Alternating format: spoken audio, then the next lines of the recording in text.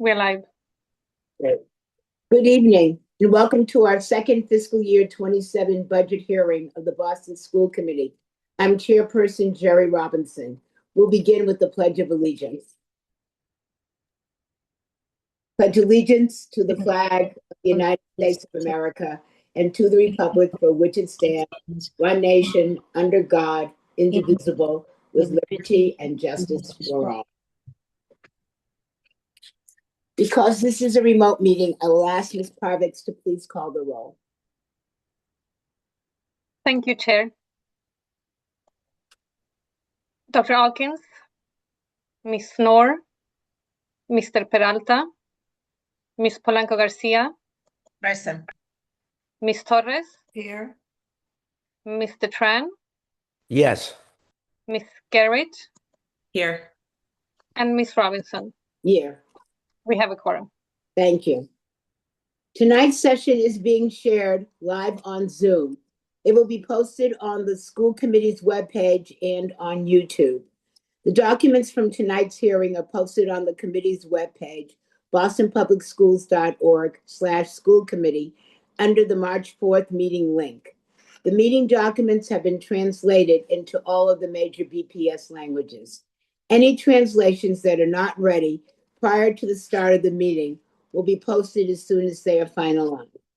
The committee is pleased to offer live, simultaneous interpretation in Spanish, Haitian Creole, Cape Verdean, Cantonese, Mandarin, Vietnamese, and American Sign Language.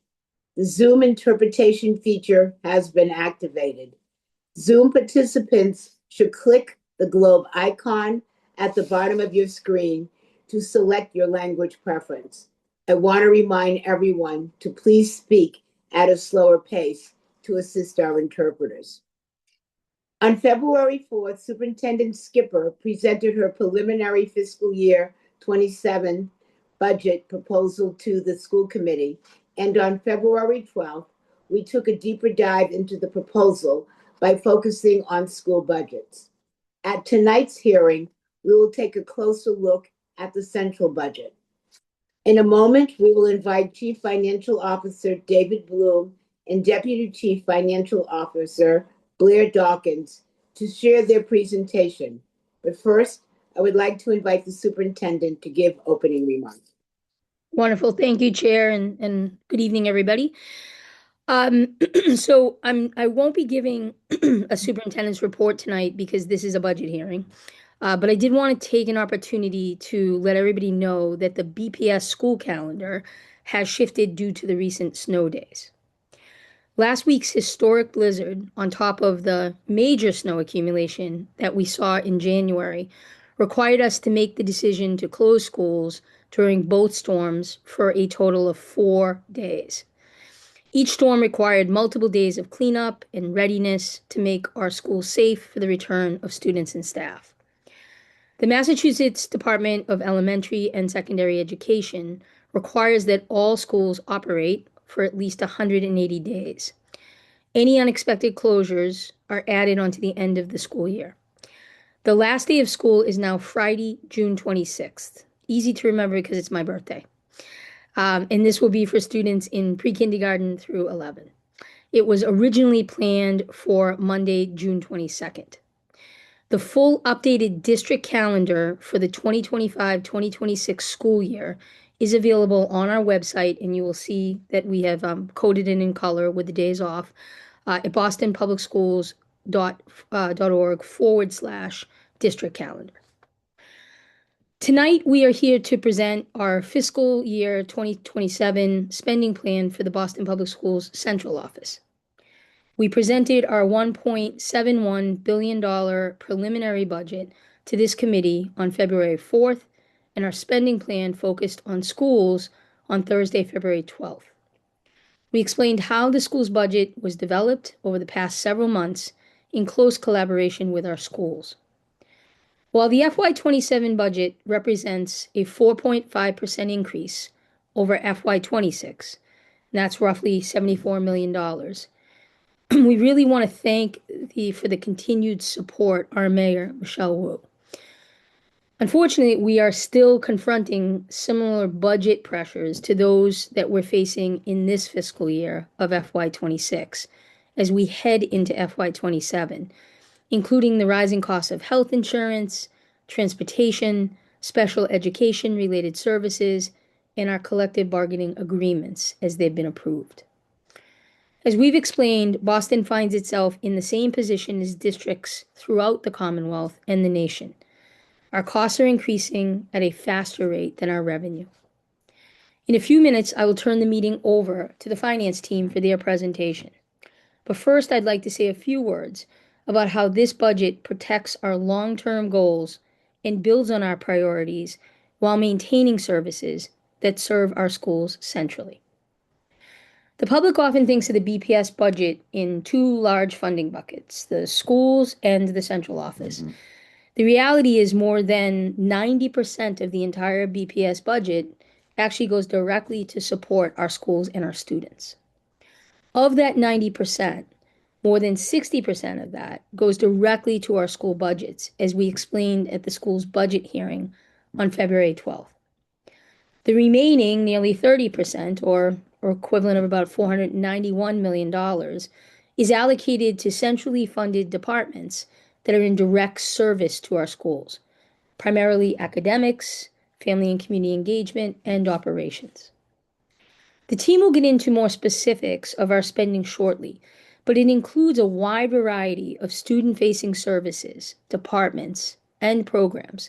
And to just give you a sense of some of them, occupational, speech, physical therapists who work directly with students with disabilities in our schools, paraprofessionals who support work with students who need one-on-one support, translation and interpretation services, community engagement coordinators, and the BPS helpline, all of which support our families and our caregivers. And things like transportation, facilities management, food services, which ensure our students get to and from school and have access to nutritious meals and clean, safe facilities. The remaining 10%, the smallest portion of the budget, supports two remaining areas of central office work. The first are the vital behind-the-scenes central office functions that are found in any large organization our size: technology, records management, payroll, and finance, as well as support for data and analytics, teams responsible for our state reporting. These departments are less visible to the public, but critically important to the success of our district and our schools. The second bucket are the services we're obligated to provide for non-BPS students. These include tuition for out-of-district special education students, as well as transportation for those students and students who are at our private and charter schools. In planning for FY27, we want to ensure that we maintain funding to continue investing in our priorities, especially, as I've talked about, high-quality instructional materials and strong academics, especially literacy, inclusive education, bilingual programming, and college and career pathways for our secondary students. In order to ensure we have funding for our priorities and put as much direct resource to schools as possible, for the third straight year, we have found significant reductions in central offices. For FY27, we've identified $34 million in central office efficiencies that do not directly impact schools and help to ensure that we are in the best possible financial situation going into FY27. In making decisions around central office reductions, we focused on protecting programs and initiatives designed to strengthen student learning, cut vacant positions that did not align with our goals, and prioritized investment in our long-term strategic plans. We eliminated costs that no longer benefit students by finding operational efficiencies in the areas of transportation, safety services, and food and nutrition services. For example, we recently opened our central kitchen and ended the distribution of vended meals. These decisions are very difficult. However, as a district, we need to stay committed to our most important obligation, providing every student with access to a high-quality education that gives them the opportunity to grow and thrive. Before I close and turn the meeting over to the finance team, I just also want to remind everybody that our third and final school committee budget hearing will take place on Wednesday, March 18th. We will then come back before members to ask for your vote on the revised proposal on Wednesday, March 25th. The budget will then be sent to the Boston City Council for its review and appropriation. For those of you looking for more information, our budget documents are publicly available on the homepage of our website, bostonpublicschools.org. You can click there on FY27 Budget Development under the About BPS tab at the top of the homepage, and that will bring you right to our budget documents. I would like to also just again recognize the hard work of our BPS finance team. Building the BPS budget takes a deep understanding of the needs of our schools, our students, and our families, as well as the financial expertise to manage the spending plan of this size and scope. I want to thank Chief Financial Officer David Bloom, Deputy Chief Financial Officer Blair Dawkins, who will give tonight's presentation, and Budget Director Serena LaRocque and her entire team. At this point, I'll turn it over, Chair, to Deputy Chief Dawkins. Chief Bloom and Director LaRocque will also be in the meeting to answer questions following the presentation. Thank you, Chair.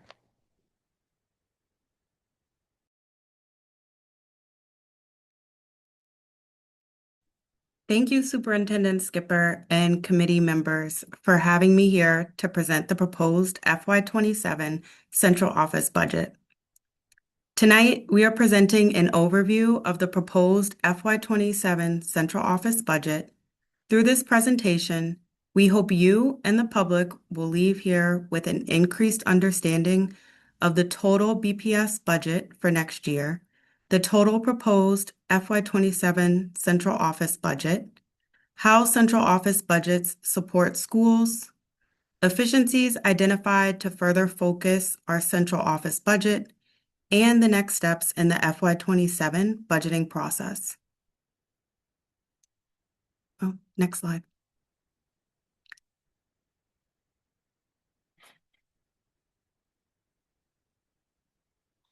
And then one more. Okay, thanks.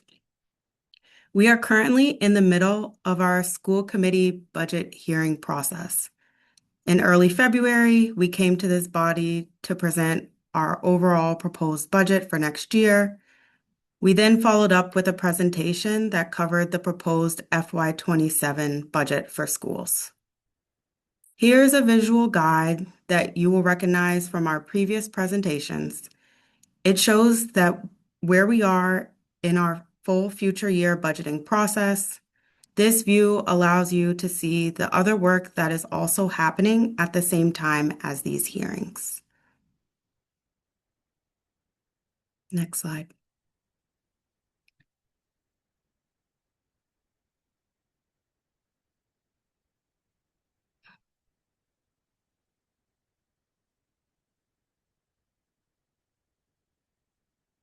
So for next year, we are, oh wait, sorry. One second. For next year, we're proposing an overall budget of $1.7 billion. This is a 4.5% increase from this current year's budget. We covered the first two priorities listed on this slide extensively in the last two presentations.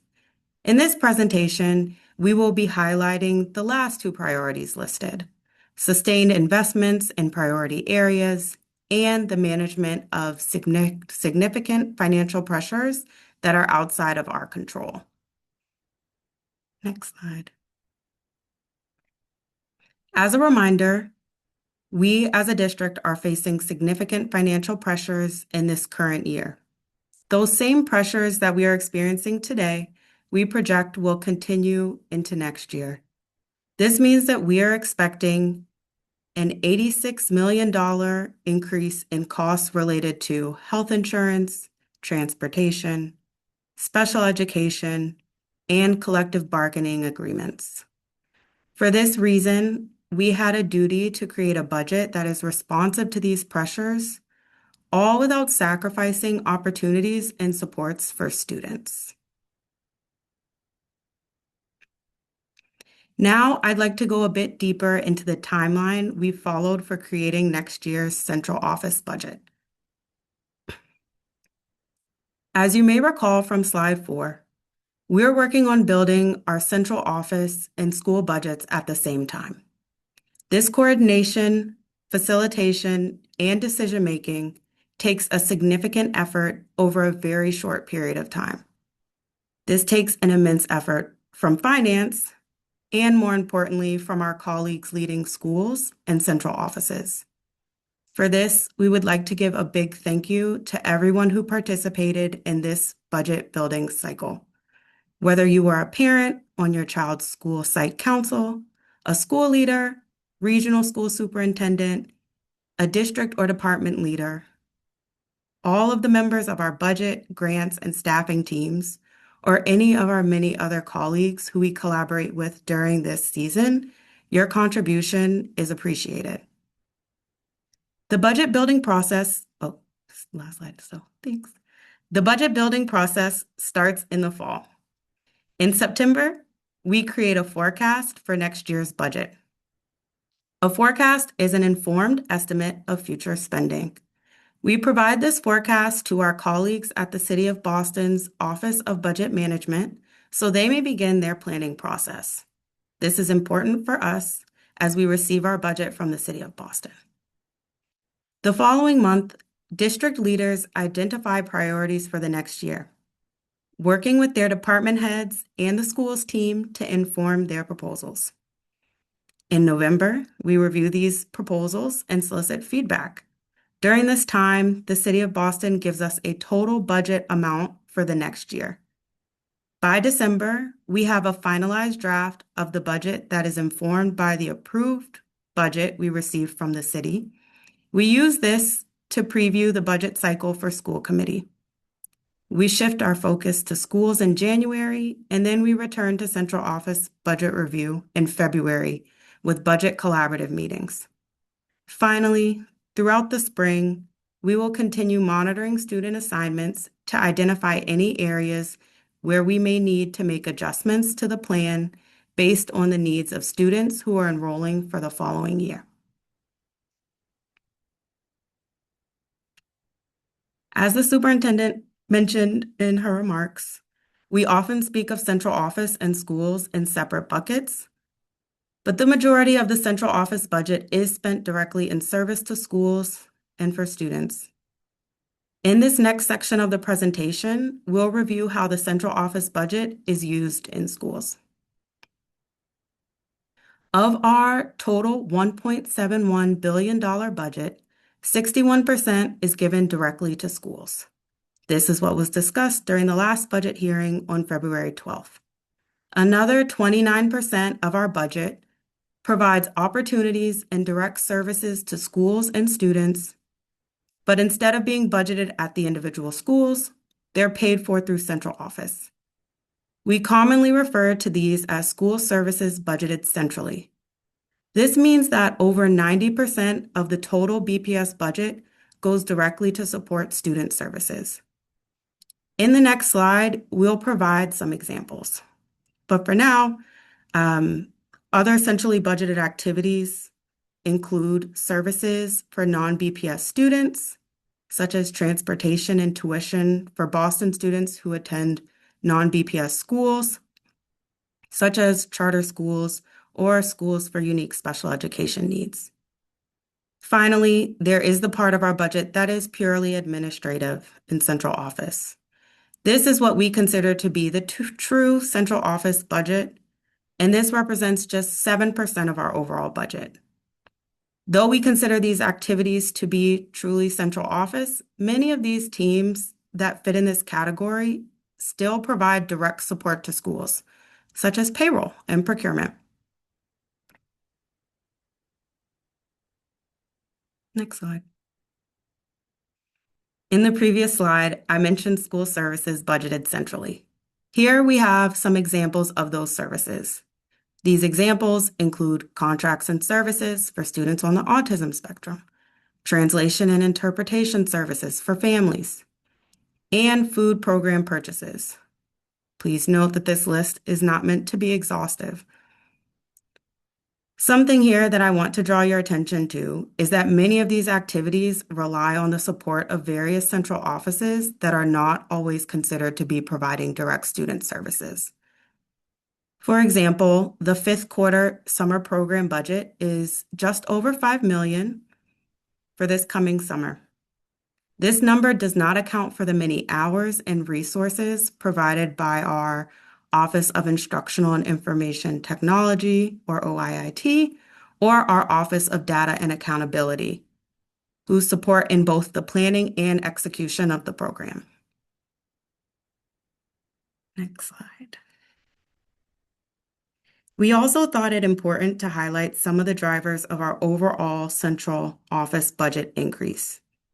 Here you can see, as mentioned in the earlier in the presentation, transportation, special education, and benefits make up a significant portion of our overall budget increase. Please note that the other category for school services budgeted centrally includes things like our food service program, the family helpline, translations and interpretation for families, and our teacher development work. In this table, you'll also see that the true central office budget is actually down by 5%. For reference, school budgets for next year will be down by 1%. So through our process, we have increased the budgets for services to schools and central office while decreasing the true central office budget. I would like to also point out a line in the table that may require some clarification. You'll see the benefits and salary savings on the same line. The amount you see on that line is the combined total of the positive number of the cost of benefits and the savings resulting from the budgeting for positions at average salary. We're able to use those savings from the positions to reduce the cost of benefits. Next slide. So we'll use this next section of the presentation to review the efficiencies identified in central office to further elaborate on the 5% decrease to central office, as well as the controlled increases in various departments. We use the term efficiency to describe the strategic reductions we make to our budget, which allows us to maintain level service provision for our priority areas and essential operations. Making the reductions, I will now outline the following. I will now outline the following reductions in the next slide. In response to the pandemic and ESSER, as well as the superintendent's review of services, we expanded central positions to meet the needs of schools and our students. Over the last several years, we've been reviewing these positions with an eye towards outcomes. Over the last 3 years, as we have come off of ESSER and consolidated services, we have made reductions at central office to ensure our school budgets and student-facing work is protected. In collaboration with central office leaders and the school's team, we identified $34 million in reductions to central office budgets for next year. Identifying efficiencies ensures that we are allocating funds strategically to support key priorities. We made decisions by prioritizing programs that have the greatest impact on student learning and experiences. We also identified positions that were already vacant, suggesting that perhaps that work was already reallocated or could be eliminated. Of the 150 positions deleted in central office for next year, about 1/3 were vacant. Finally, we prioritize continued investment in our strategic priorities, particularly the work around equitable literacy, inclusive education, and multilingual programming. Spending that did not align to our strategic priorities or did not directly impact students was reduced or eliminated. Next slide. In response to significant cost increases in transportation, we were able to identify efficiencies in other areas of the operation to control for those increases. This means that instead of $23 million increase in transportation for level services, we will only have a $12.9 million increase. To achieve this, the department identified three major reductions: improved contracting for specialized vehicle transportation. This is a mandated service for some of our students with the highest need for safe and consistent transportation, as well as policy and practice shifts and an alignment of staffing. Next slide. Our other large operations departments went through an efficiency exercise similar to transportation. The Food and Nutrition Services Department, which provides school breakfast and lunch, will reduce food service costs by over $3 million through the launch of our central kitchen, eliminating more costly meal services provided by vendors. The Facilities Department, which manages our school building maintenance and repairs, has also identified over $3 million in reductions while ensuring we have sufficient funds to provide repairs necessary for safety. Finally, our safety services team was able to capitalize on vacancies within the department to identify over $500,000 in savings without impacting the safety of students or staff. We also worked with departments and district leadership to identify other reductions within central office by streamlining areas of our operations. This streamlining allows us to provide more focused support in priority areas. Examples of these reductions are changes to our call center structure, reductions to stipend and contract positions, and other departmental reductions.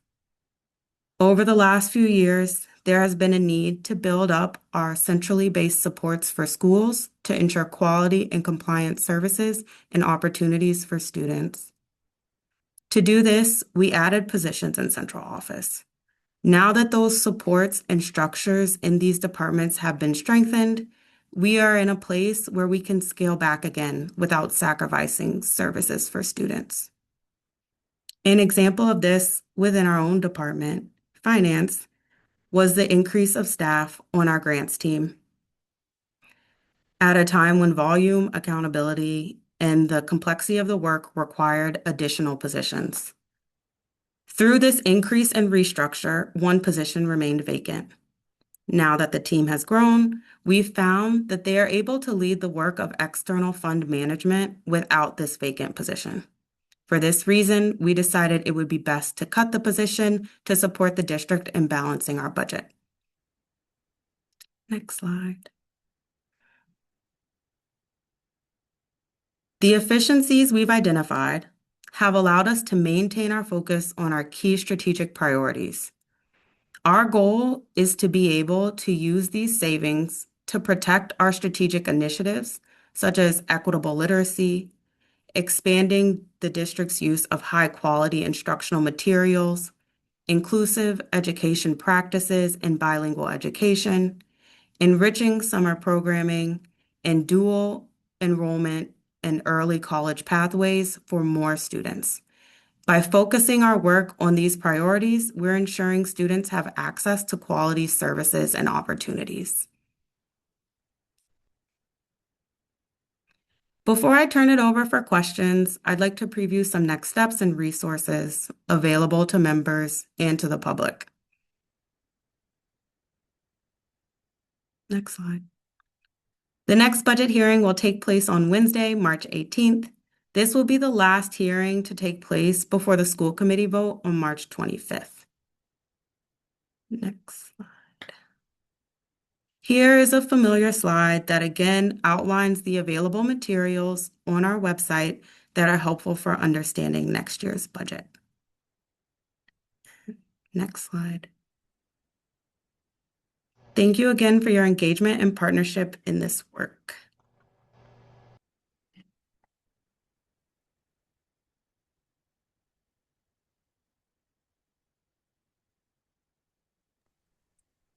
Thank you very much for your presentation. We'll now move on to public comment.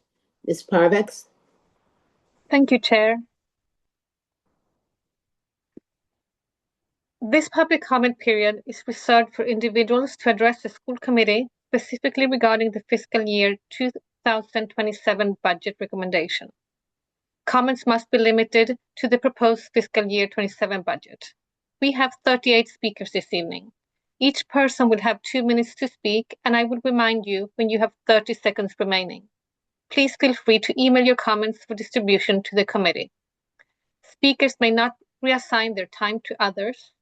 The time that an interpreter uses for English interpretation will not be deducted from a speaker's allotted time. Please direct your comments to the chair and refrain from addressing individual school committee members or district staff. Please note the comments of any public speaker do not represent the Boston Public Schools or the Boston School Committee. Please sign in with your registered name. When I call your name, raise your virtual hand and be ready to unmute and turn on your camera. Please begin by stating your name, affiliation, and where you live. To support the interpretation, please speak slowly and clearly. We will start by our City Councillor Ben Weber, followed by Lucy Schneller, Adriana Chavez, Vivian Mook, and Abio Farah. Councillor Weber.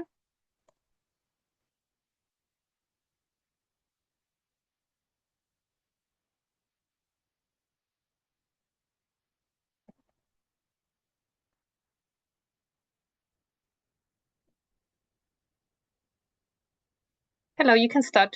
Okay, thank you. You can hear me? Yes, we can hear you. Okay, good evening. My name is Ben Weber, and I'm talking to you as both the chair of the Boston City Council's Ways and Means Committee, who will be shepherding the FY27 budget you passed through the council, and as a BPS parent. I have an 8th grader at BLA and have had a child in BPS every year since 2011. I want to thank Mary Skipper for all of her hard work and most of all for her long-term dedication to BPS. But I said this at our hearing with Chief Bloom and advocates on Monday. There's an old Borscht Belt joke about an older person who goes to a restaurant. When they're asked how it was, the answer is something like, the food was terrible and the portions were too small. That probably sums up how parents like me have felt about BPS for the last 2 decades. We spend a lot per student and the results are still difficult to stomach. It feels like we should be grappling with high costs or low scores, but not both at the same time. In a district where the majority of students have a disability or English language learners or both, the playing field is heavily tilted against us, but our families still have high expectations that we need to work together to meet. My colleagues and I have reviewed the proposed budget, and today, in that spirit of collaboration, I sent a letter to the superintendent and this committee to highlight areas that my fellow counselors and I will be focused on when we are handed the budget in April. At the top of our list are student-facing staff needed to make inclusion work, support our English language learners with bilingual teaching, and provide the supports needed to get our kids reading at grade level. The budget, however, shows reduced staffing, bilingual instructors, and reading. There are other vital areas we want to see adequate resources for, such as mental and behavioral health, alternative education, the arts, and athletics, but I urge you to just read my letter. My colleagues and I are well aware that with rising costs of wages and healthcare, we are looking at a budget that costs more but provides fewer student-facing staff. We hope that the school committee uses its expertise to finally deliver on the investments our city has historically been making in education. We hope your review of especially the central office budget will help you find the resources that will allow our kids to get the world-class education they deserve. Thank you very much. Thank you very much. Our next speaker is Lucy Schneller.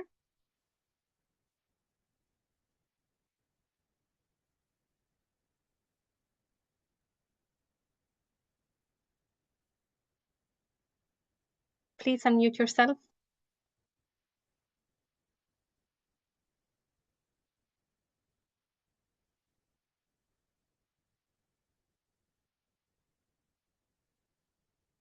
Lucy Schneller, please unmute yourself. I don't know if you're frozen.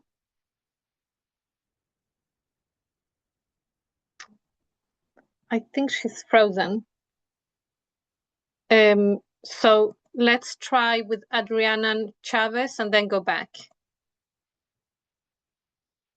Oh, okay. I'm sorry. Am I good to speak? Yeah, you can speak. Hello, my name is Lucy, and I'm a 10th grader at Josiah Quincy Upper School. We are here to testify against the budget cuts and how they will affect non-permanent teachers and students. I decided to leave JQ when I was in middle school, hoping a private school would be a better fit for my anxiety. In many ways, I enjoyed attending private school. I did return to JQ looking for community and familiarity. Throughout my 8th grade, I bonded strongly with my math teacher, Miss Cameron. I would attribute our student-teacher bond to our shared love of film. It was freeing to have someone, a companion, to indulge in my movie madness. Over time, Miss Cameron has become someone who truly supports me, someone I can always count on if I need help. While she's no longer my teacher, I keep coming back. Her support has followed me throughout the last 3 years of my life and at JQ. Through the IB, or International Baccalaureate Personal Project, to helping me get into an NYU summer program, where I would study. I've always imagined that our co-founded film club would be passed on to the next crop of cinephiles when I graduated. I always imagined walking across the stage at graduation, seeing Miss Cameron in the crowd. I'm testifying not just for Miss Cameron or me and all the other students that love her, but for all the people at JQ. With the cutting of non-permanent teachers, you will bear witness to the destabilization of our community. And to the students, the Science Club Fair will no longer be. Our wrestling team will cease to be. 30 And seconds. the JQ Film Club, or my film club, will no longer exist if she was gone. While I understand the district has been put in a situation where one thing or another must go, I urge you to look beyond the numbers and into students' lives. Thank you. Thank you very much. Mhm. Our next speaker is Adriana Chavez.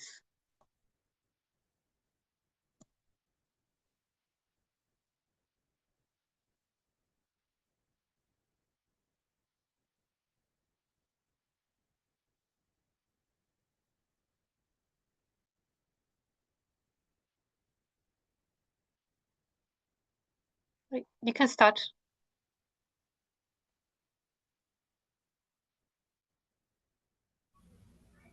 Hello, can everyone hear me? Yes, we can hear you. All right, thank you. Hello, my name's Adriana. I'm a 10th grader at Josiah Quincy Upper School, and I'm here to testify the budget cuts that are affecting non-permanent teachers. When I joined JQ, I felt a lack of representation for queer students, especially queer women like me. However, this year I have Zoe Pellegrino, a first-year 9th grade teacher. I was fortunate enough to have her as my co-teacher for 10th grade English class. Miss Pellegrino and my friends quickly built a relationship and have had many conversations about the classroom and personal matters. During one of the conversations earlier this year, she had mentioned her weekend with her girlfriend and baby niece. This simple conversation made me feel much more confident with myself and my own identity, and safer when confiding in her. Miss Pellegrino encouraged me to approach her about my conflicts within the classroom and my feedback on work. I know I could trust her to help me whenever needed. Miss Pellegrino also helped me to gain enough confidence to join the GSA, which she co-advises, where I could express myself freely without judgment. When I recently found out that my relationship with Miss Pellegrino may no longer exist due to her unjust replacement, I felt that I was at serious risk of losing one of my safe places. I also felt more dread when she would talk about her hard struggle to keep her job. She talked about studying for the ESL and Foundations of Reading MTLs to get additional licenses as quickly as possible, all while teaching and creating entire study sync and IB 30 paired seconds. curriculum. I realized that I and other queer students at JQ would be at risk of losing our safe space and also a wonderful teacher who loses her job. Thank you for listening. Thank you. Our next speaker is Vivian Mook.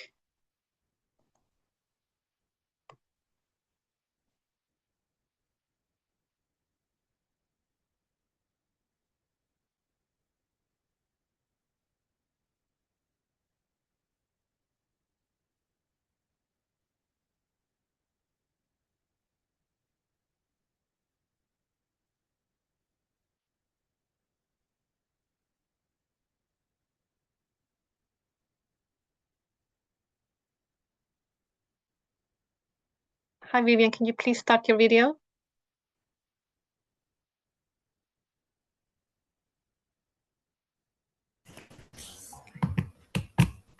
Why is this not loading? You're not able to start the video?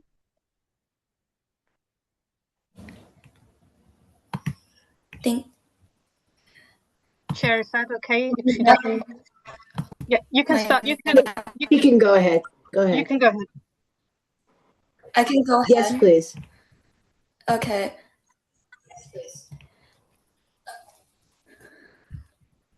You can start.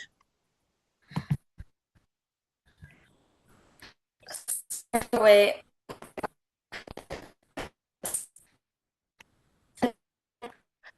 So we can't hear you. You know, Testify. Okay. Oh, Vivian, wait. we can't hear you. Maybe you can try to go back out and in, okay? And then let's try with our next speaker, Abio Farah, and then we can go back to Vivian.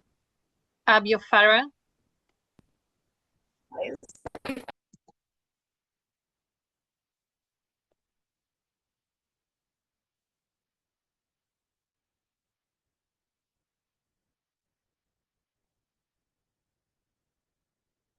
Abio Farah, can you please start?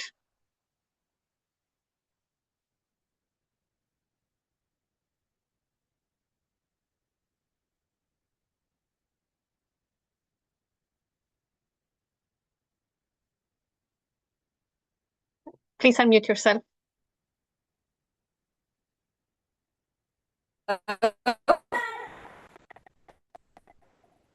Hello? Hello? Yeah, you can start. Sorry if I'm lagging a bit, but hello? Yes, hello? Please start. Hello? Do you hear me? Yes, yes, Hi. we can hear you. All right. Can I start? Yes, Hello? you can start. Yeah? Okay. So sorry for the bad Wi-Fi. All right. My name is Okay. Anyways, my name is Avio Farr, and I'm an 11th grader at Josiah Quincy Upper School. We are here to testify against the budget cut that are affecting non-permanent teachers. The BPS claims they fully support social emotional learning. Per the BPS website said, and I quote, we recently worked to foster trusting relationships and shared expectation. The statement. At Josiah Quincy, our teachers are the infrastructure for our community. They offer stable, trusting relationships that improve the education of students. Trust confined in a student goes a long both way of our academics and lives outside of school. Students aren't cogs, teachers aren't cogs in a machine swipeable for your inconvenience. Replacing those who have developed a strong connection with students to stabilize our community and the teachers and the students themselves. This cutting of non-permanent would disrupt the strong routines and trusting relationships that you preach. Thank you for your time. Thank you very much. We will try again with Vivian Mook, if she's in the meeting.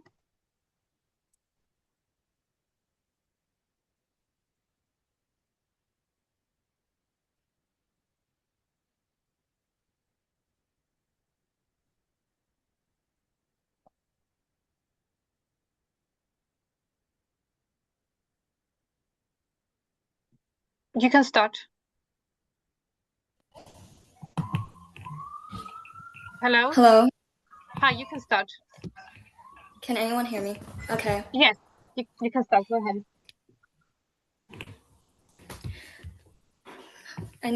Wait. My name is Vivian Mock, and I am a 9th grader at Josiah Quincy Upper School. We are here to testify against the budget cuts that are affecting non-permanent teachers.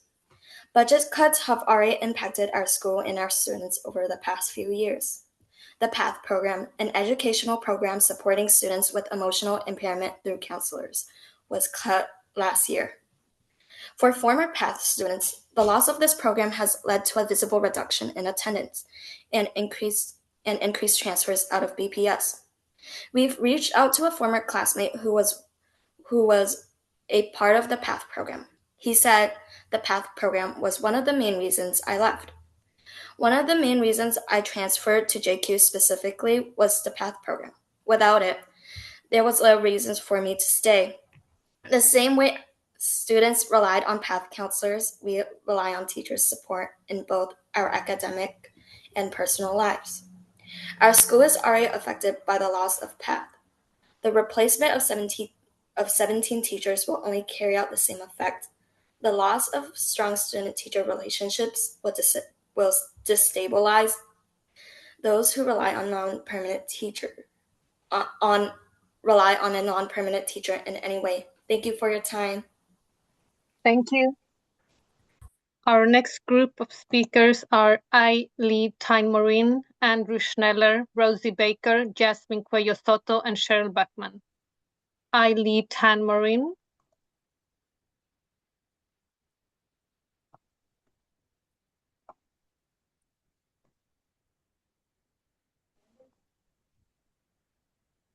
Hello, my name is Eiley, and I am currently an 8th grader at Josiah Quincy Upper School. I have known Miss Calloway, JQ 7th grade special education teacher, for 2 years. While she only taught me humanities, I've gained insight into her relationship with other students and her hard work. Miss Calloway is one of the very few special education teachers in our school. She also has an ESL certification and has taught that class before as well.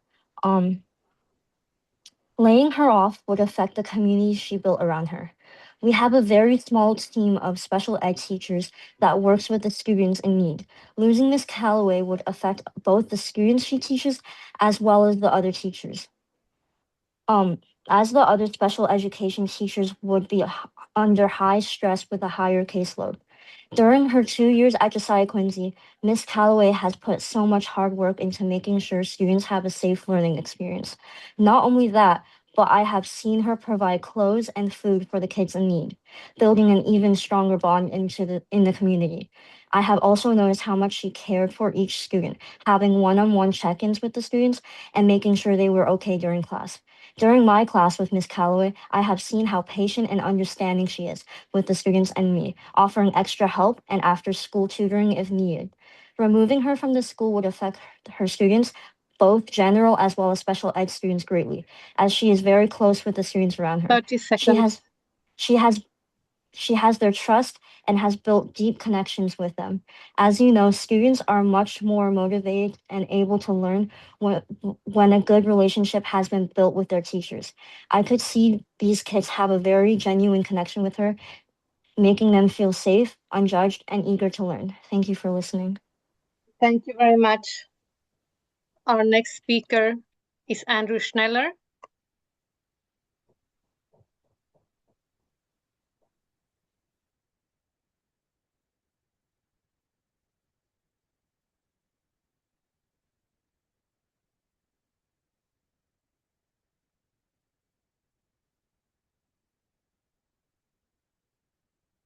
Hello, can you hear me? Yes, we can hear you. You can start. Thank you. Okay, thank you for allowing me to talk. I know that financial pressures are very real and it requires trade-offs, and oftentimes those trade-offs are very difficult to make and they can't make everybody happy. And I know that things are being put in place where low tenure teachers won't necessarily be able to be retained by the department, which is unfortunate. And I just want to make sure everybody on the school committee is aware that that while this may be the right financial thing to do from a accounting standpoint, there is a disruption to students. My daughter spoke before. My daughter attends Josiah Quincy Upper School. My son attends the Boston Latin School. And when there is disruption with teachers, it disrupts ongoing relationships. There's not a financial cost to that, but there is still a cost, and it can threaten the success of the school program and its goals, and can turn into financial costs down the road. And I know my daughter Lucy has had a lot of anxiety problems, and the relationships she's built with teachers are very important to ensuring her continued success, even things like just getting to school every day. So that disruption really hurts. So I'm hoping as budget decisions get made, and I know these are very tough decisions, that you'll take into account the non-financial costs associated with that disruption, alongside the difficult financial impacts that you guys are working through. So thank you so much for hearing me out, and allowing me to talk. As you can tell from several of the students, there's a great emotional connection with the teachers at Josiah Quincy Upper School. And to the extent that can be preserved, I think would be a great benefit to the school and the students. So I appreciate your hearing me out tonight. Thank you. Thank you very much. Our next speakers are not in the meeting, so we will continue with Cheryl Buckman.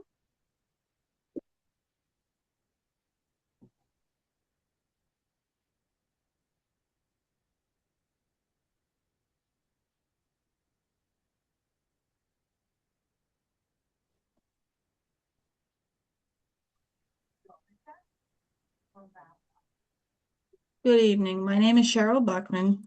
I'm a parent to a 7th grader at the Ruth Batson Academy, parent lead for the Dever in Dorchester, and longtime resident of South Boston. Out of the 300 to 400 positions expected to be eliminated, roughly about 160 of those are teachers from this year's closing schools, the Dever, Community Academy, Excel, and Mary Lyon.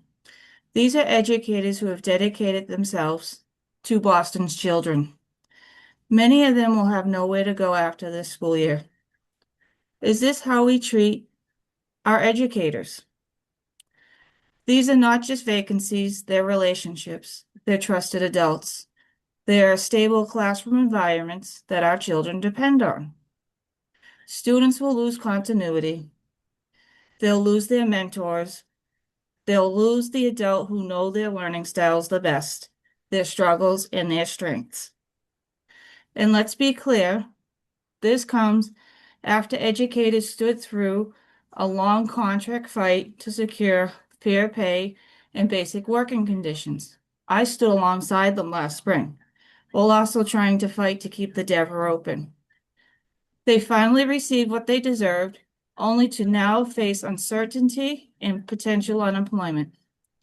What message does that truly send? School communities are asked to absorb instability while planning for the next academic year. Principals are left without clarity, teachers are left without assurance, families are left without answers.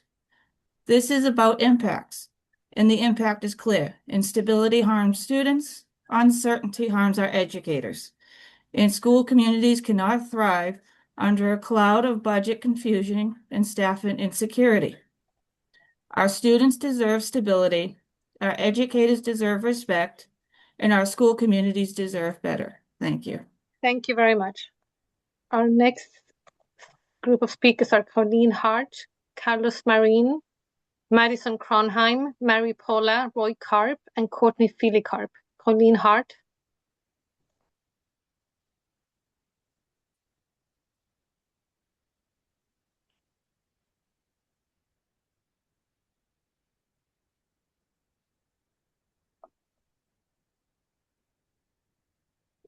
You're muted. Please unmute yourself.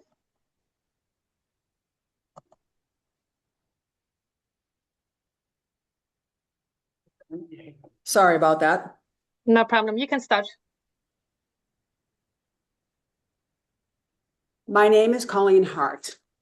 I am the para ABA field rep at the BTU. Before I was elected, I served 20 years as a paraprofessional at the Richard J. Murphy School in Dorchester, not too far where I raised my 3 children. I am here tonight not to represent only the BTU, but my fellow paraprofessionals, many of them scrambling to figure out how they're going to continue to support themselves and their families.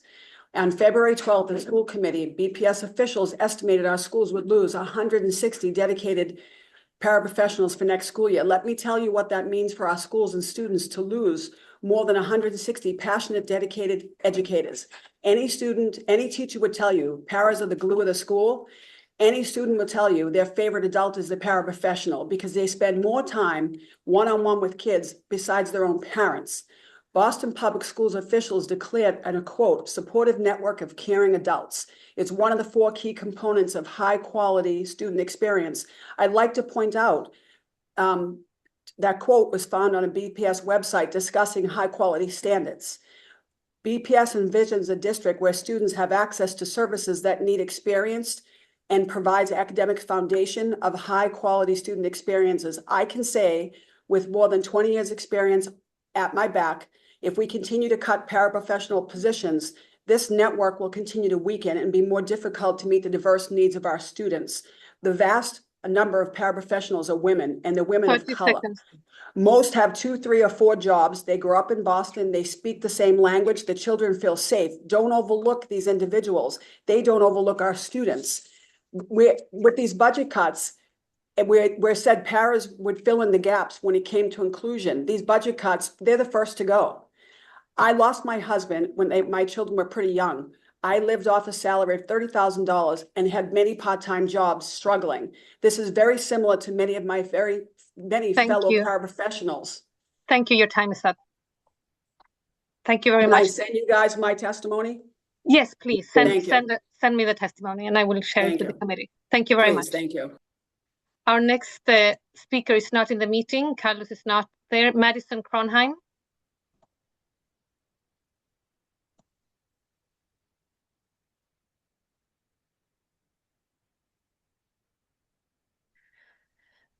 Thank you. You can start. Good evening, members of the school committee. My name is Madison Kronheim. I live in Jamaica Plain, and I'm a 3rd through 5th grade ABA classroom teacher at the Joseph Lee School. I'm here representing the ABA working group, reading a portion of a letter that we have written that will be sent out next week to the Office of Specialized Services and others at Central Office in opposition to the proposed increase in ABA strand specialist caseloads. As of now, we have 174 names signed onto this letter. We are writing to formally express our concern regarding the proposed increase in ABA strand specialist caseloads from 4 classes to 6 classes per Slow down. Please Yes. slow down for the interpreters. Thank you. Sorry. We strongly oppose this change due to its significant impact on service quality, staff capacity, and most importantly, student outcomes. Our ABA strand specialists are both licensed teachers and board-certified behavior analysts that provide support to the students with disabilities enrolled in the ABA strand. Historically, ABA strand specialists were assigned to 4 classes. This structure allowed specialists to provide meaningful consultation, support staff effectively, respond to behavioral needs, and maintain the integrity of ABA programming. Increasing caseloads to 6 classes represents a substantial shift, especially given the current context in our schools. In the past 2 years, ABA class sizes have increased and student needs are becoming more intensive. Students are receiving fewer direct ABA service hours, which typically result in an increased need for consultation time from strand specialists. With fewer strand specialists supporting classes, it will be increasingly difficult to provide structured staff collaboration time, effectively address behavioral concerns, and ensure 30 consistent seconds. implementation of ABA practices. There is also serious concern about whether specialists will be able to meet their required consultation hours under increased caseloads, placing both staff and district compliance at risk. Finally, an audit is actively underway with results expected in March. Implementing such a major structural change prior to reviewing these findings is concerning. For all these reasons, we urge you to reconsider the proposed increase in ABA strand specialist caseloads. Maintaining manageable caseloads is essential to supporting staff and meeting student needs. Thank you for your time. Thank you very much. Our next speaker is Mary Paula.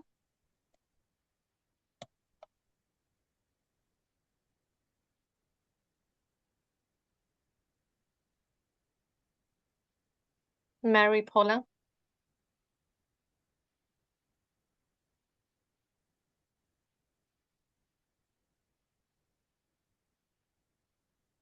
Hello, good evening. Members of school committee, my name is Mary Pola. I'm one of 10 supervisors of attendance for the Boston Public Schools. I've been in this position for 13 years. I'm here to speak about proposed budget cuts that will negatively impact our school district. When a strategy is working and the data proves it, we should not dismantle it. In 2022, when Superintendent Mary Skipper was brought into the district, to help fight receivership, one of the clearest investments made was in the area of the supervisors of attendance unit. At that time, Boston Public Schools served more than 49,000 students, 119 schools, and only 6 supervisors of attendance worked with the whole school district. The regional model was implemented and 4 additional supervisors of attendance were added. The work became systematic, data-driven, and regionally aligned, and the results followed. Chronic absenteeism has declined every single year since the investment was made. Mid-year data shows that we are at 25%, exceeding the district's target. Attendance is one of only two quality school plan metrics currently meeting the district goals. This is not a coincidence. This is the capacity. Our supervisors of attendance are responsible for advancing the quality school plan priority 3, attendance. We lead district-wide initiatives, support schools on site and building strong attendance systems, and intervene in the most complex 30 tier 2. seconds. Go ahead. I'm sorry, you kind of threw me off and did that, sorry. This is not simply about the positions. However, this is about how to sustain what is working. We respectfully urge the school committee to continue in the investment of the supervisor of attendance unit to continue supporting our students, reducing chronic absenteeism, and helping the attendance of our schools increase and become a much stronger place for our students. Thank you. Thank you. Our next speaker is Roy Karp, followed by Courtney Feely Karp.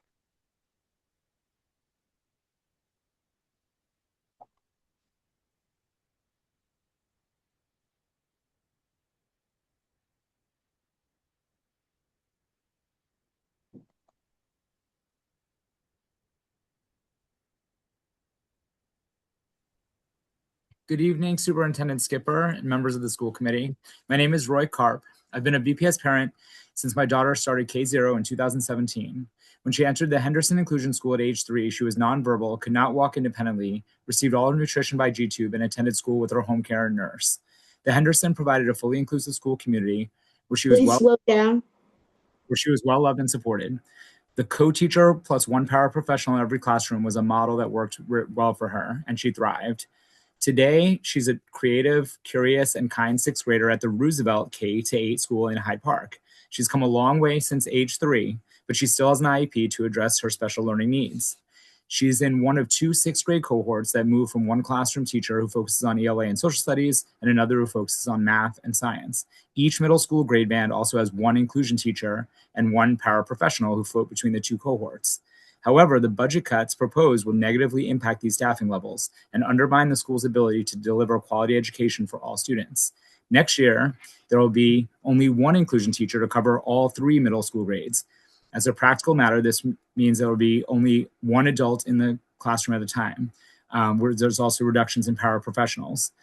This will fall especially hard on students with IEPs like my daughter. So I have two questions for the school committee.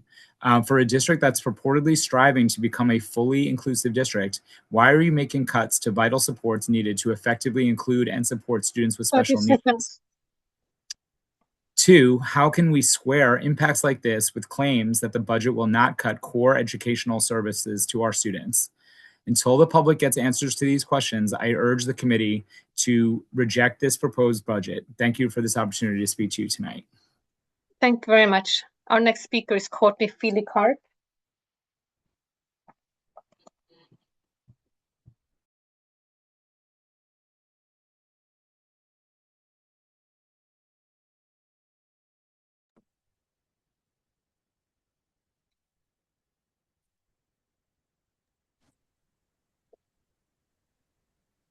Hi, can you hear me? Yeah, we can hear you. Okay. Hi, my name is Courtney Feely Karp. I'm a resident of Boston. My daughter, as you may have gathered, is the child that was mentioned by my husband who previously just testified. I'm here now not only to echo and double down on his remarks, but also would like to point to the remarks of a prior parent, Andrew Sneller, who I would say conceded too much that there is no financial cost associated with some of the lost trusted adults for our children. There are, in fact, financial consequences often associated with losing trusted adults in a school community. They're just not as easily quantifiable as just simply the salary of an FTE. Those costs often are borne by increased absenteeism, to go to the prior person's testimony. If they don't have that trusted adult at school, it can mean to other need for services through guidance counselors or school psychologists, as they are in need of additional supports. So there are many, many unintended consequences of the school budget. I would like to focus specifically on the impacts for the inclusion rollout, as well as the new school funding formula. While the school budget book does lay out specific rules associated with how this formula is to be implemented, it really begs the need for additional clarity if a reasonable person is to understand them. I have looked at those rules. I have looked at the Roosevelt budget, and I have yet to figure out exactly how those rules are being implemented. It is very difficult to unpack, to understand how our school is being supported, whether it is consistent with those rules, and how those rules are taking instructional needs into account. There, again, speaking to the additional needs, the rules do not seem to account for the holistic view that the superintendent is often fond of speaking of, that we are educating the whole child. I don't see adequate consideration of the needs of all of our students baked into those rules beyond the basic instructional needs, into the trusted adults that many people have spoken to already tonight. There are additional need of services that cannot be quantified simply on per pupil amounts. Increasing caseloads Thank you very of our much. school psychologists and our ABA threads Thank you. is only going to burden our staffs more. Please, as a Thank you. Your time is up. Our next speakers are John Mudd, George Physick, Amy Piacitelli, Diana Wilson, Nora Paul Schultz, Imaris Matias, and Vilmania Martinez. John Mudd.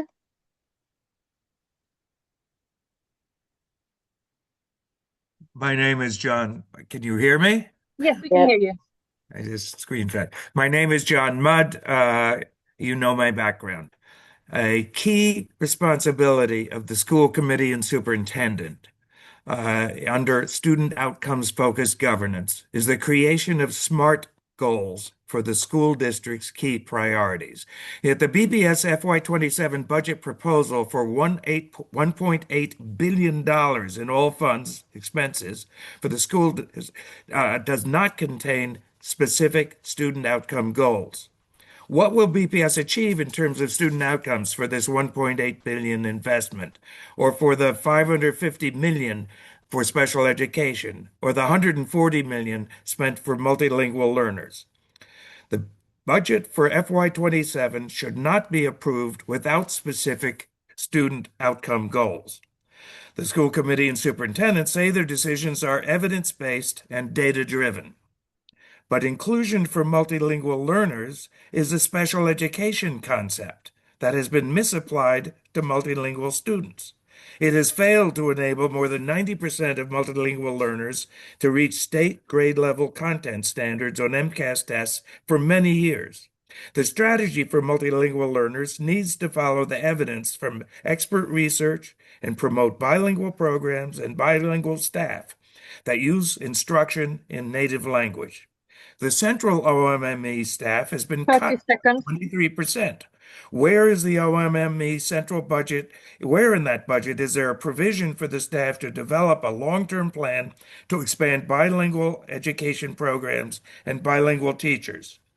On inclusion for special education students, has there been a reduction in students from subset classes into mainstream classes, especially for Black and brown boys, the traditional concept of inclusion?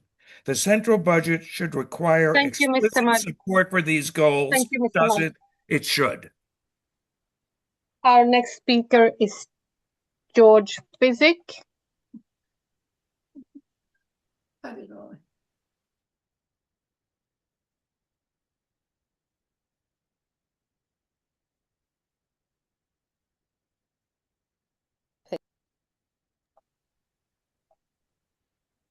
Please unmute yourself.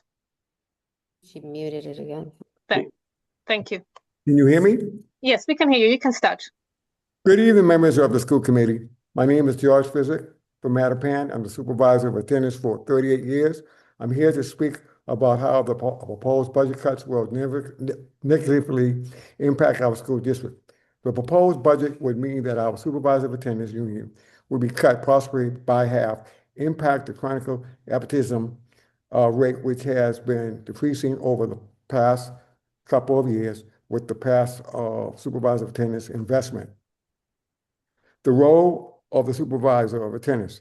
The district and school-wide attendance improvement initiatives, on-site advisory support for school and attendance systems and practices, extensive support for Tier 3 in complex cases. SOAs are one of the only artisan groups directly responsible for advancing quality school plan, QSP, Priority 3 attendance.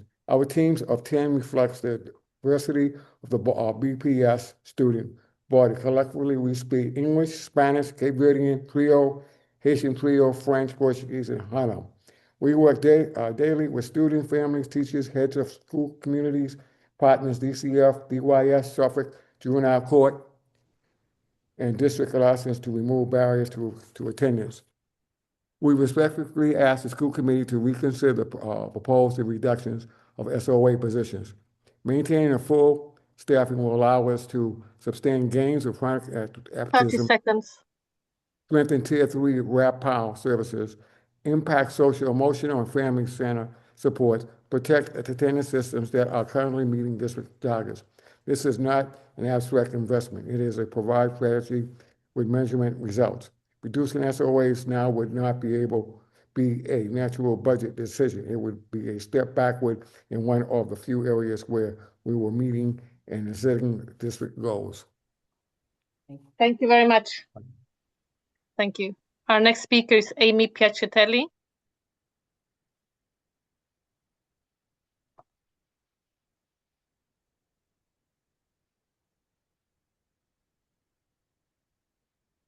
Hi, my name is Amy Piacitelli, and I have taught at Charlestown High School for the last 25 years.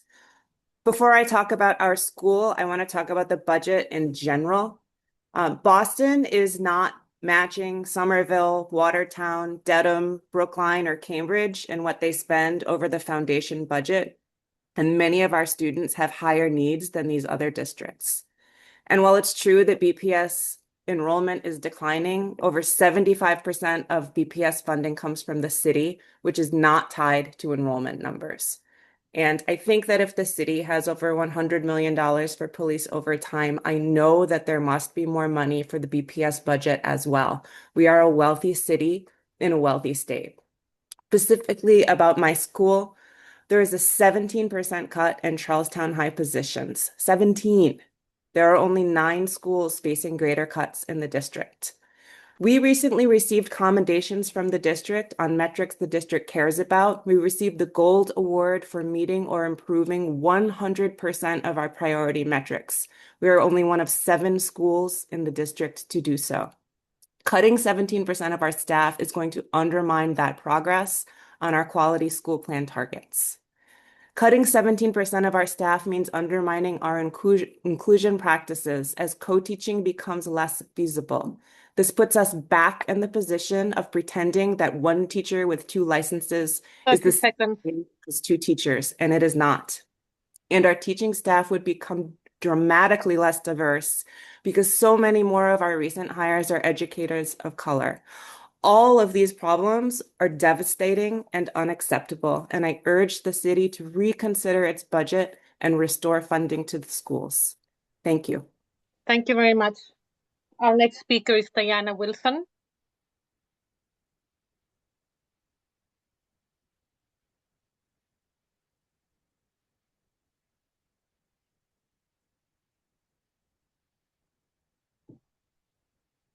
Diana Wilson. Please accept the prompt.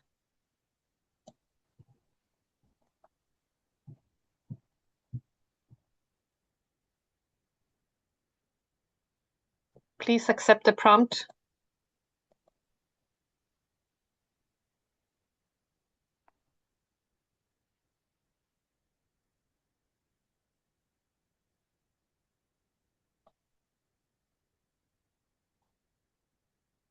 Please unmute yourself and turn on your camera.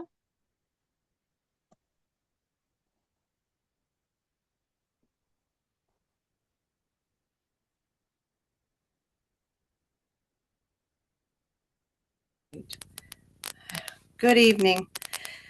My name is Diana Wilson. I work at the Blackstone Elementary School in the South End. This is my 7th year there. This is a letter that we all put together at the school and we signed. We, members of the Blackstone School community, respectfully request a comprehensive reevaluation of the decision to eliminate 6 or more homeroom sections, as well as multiple paraprofessional positions. Our student body, which includes a significant number of individuals who are already underserved and considered high risk, is entitled to and necessitates an optimal learning environment. A staff reduction of this magnitude, which would inevitably lead to a substantial increase in class sizes, would have a profoundly deleterious effect on student academic and SEL outcomes. While district-wide student enrollment has seen a decline over the past decade, state-level data indicates a notable increase between 2023 and 24 and 2024 to 25 school years. Furthermore, the Blackstone School's student population has demonstrably increased annually since 2022 to 23 school year, often exceeding enrollment forecasts. Consequently, proceeding with such significant reductions appears short-sighted, given the potential for student enrollment to necessitate rehiring the very positions being eliminated as early as the 2027 to 28 school year. This action regrettably conveys a prioritization of fiscal considerations over the paramount focus of education, the students themselves. We strongly urge you to reconsider the proposed plan to eliminate 6 or more homeroom classrooms, as well as multiple paraprofessional positions in preparation for the 2026 to 27 academic year. Thank you. Our next speaker is Nora Paul Schultz.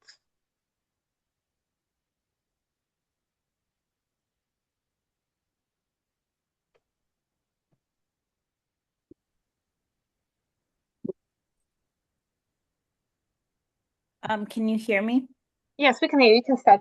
Good evening. My name is Nora Paul Schultz, and I'm a physics and engineering teacher at the O'Brien, a member of the executive board of the Boston Teachers Union, and a resident of Jamaica Plain. I'm here to talk about my deep concerns about my school's budget for next year and the budget cuts throughout the district. Even though the O'Brien is not seeing significant drop in our enrollment, if any, we are seeing 5 positions cut. This means that our staff is being cut at a rate 2.37 times our enrollment decline. I'm worried about how it will impact the culture and climate at our school and the high quality educational experience my and all students deserve. From piecing information together, we have learned that we are losing all 3 of our student affairs coordinators, an ELA and history teacher. This is going to be devastating for our school community. Last year we had 5 student affairs coordinators, but that was already cut down to 3. For next year we are going to go down to 0. These members of our community play a vital role in our school, from being in the halls during transition, addressing behavior issues, following up on attendance, and making our school a safer place. In a school of 1,500 students, the idea that we would have no one in this role is devastating. The district has given our school goals around culture and climate, as well as attendance school plan. If this is part of the district's feedback plan to improve the O'Brien, why are we not cutting the positions that are so important to this work? We are also losing an ELA and a history teacher. Currently, our ELA and history classes approach 31 students. These teachers are worried about the number of teachers they would the students they will teach, especially as they move from a 6-period to a 7-period day in order to Thank you. Thank you. Your time is up. If you didn't finish your testimony, you can please send it to me. Thank you.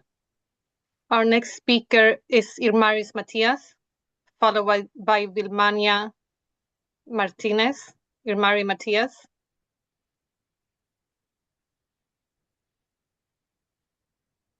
Good evening, everyone. My name is Irmaris Matias.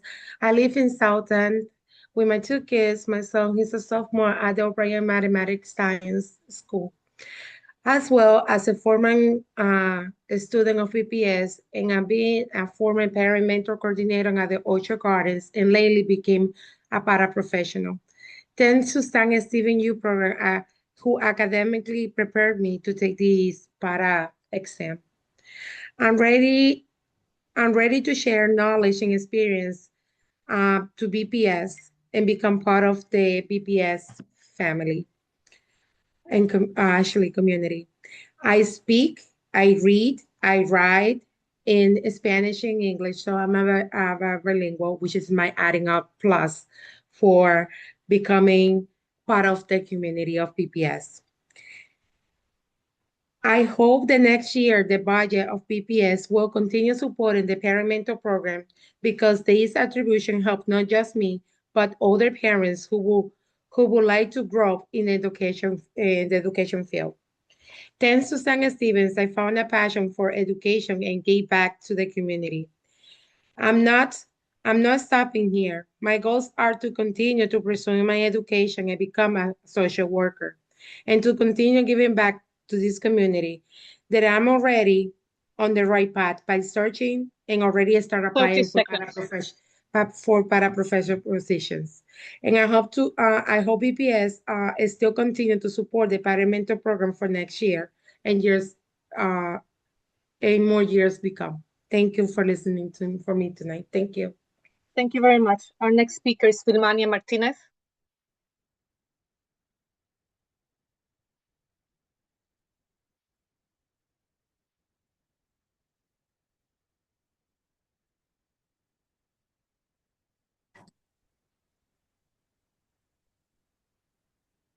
You can start. But you're muted. Can you hear me? Yes, we can hear you. Okay. Hi, good evening. My name is Vilmania Martinez, and I'm a proud parent. I'm proud to serve as a parent mentor through the St. Stephen Youth Program at the William Monroe Charter School. Supporting students every day and being part of their academic and personal growth shown has shown me to be powerful guidance, patience, and encouragement truly are. Through this role, I have grown both personally and professionally. I have strengthened my community skills, developed leadership abilities, and gained confidence working with children, families, schools, and staff. I have learned the importance of responsibility, teamwork, and advocacy, ensuring that students receive the support they need to both succeed inside and outside the classroom.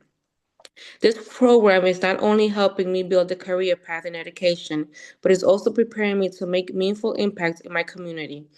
By working closely with students and families, I am learning how to be a strong role model and trusted resource. My goal is to continue growing in the field of education and eventually advance into a higher role where I can mentor even more families and help create positive change. I want to use the knowledge and experience I gained to uplift my community, empower students to believe in themselves, and help build a future where every child feels safe, supported, capable, and inspired to succeed. I also want to ask that this program continues to receive support 30 so more. seconds. I also want to ask that this program continues to receive support so that other families have the opportunity to be active, involved, and engaged in their children's education and school committees. Thank you. Thank you very much. We will now transition to speakers who need support with Spanish interpretation. So if we can ask the Spanish interpreter to come out from their channel and support us. Those speakers are Anabel Tavares, Denise Caraballo, Carolina Soto, Kaira Amador, Mariani Romero, Wanda Tapia, Jessica Oyer, and Dora Sandoval. Anabel Tavares. Anabel Tavares, pase el micrófono, por favor. Un par de frases y pausa para que le pueda interpretar Anabel Tavares. Adelante.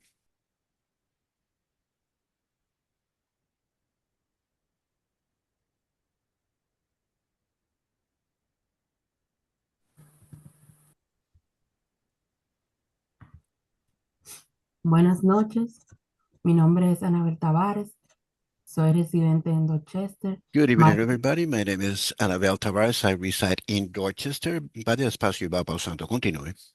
madre de un estudiante de la Escuela Pública de Boston y trabajo en la escuela de mi hija, Trotter Elementary School, I como do madre mentora. I do work as a mother mentor at the Trotter Elementary School. I am a mother of another child that goes to a Boston Public School. Tiene que hablar un poco más fuerte que no se le está escuchando muy bien. Ok. Como madre mentora gracias al programa de San Steven.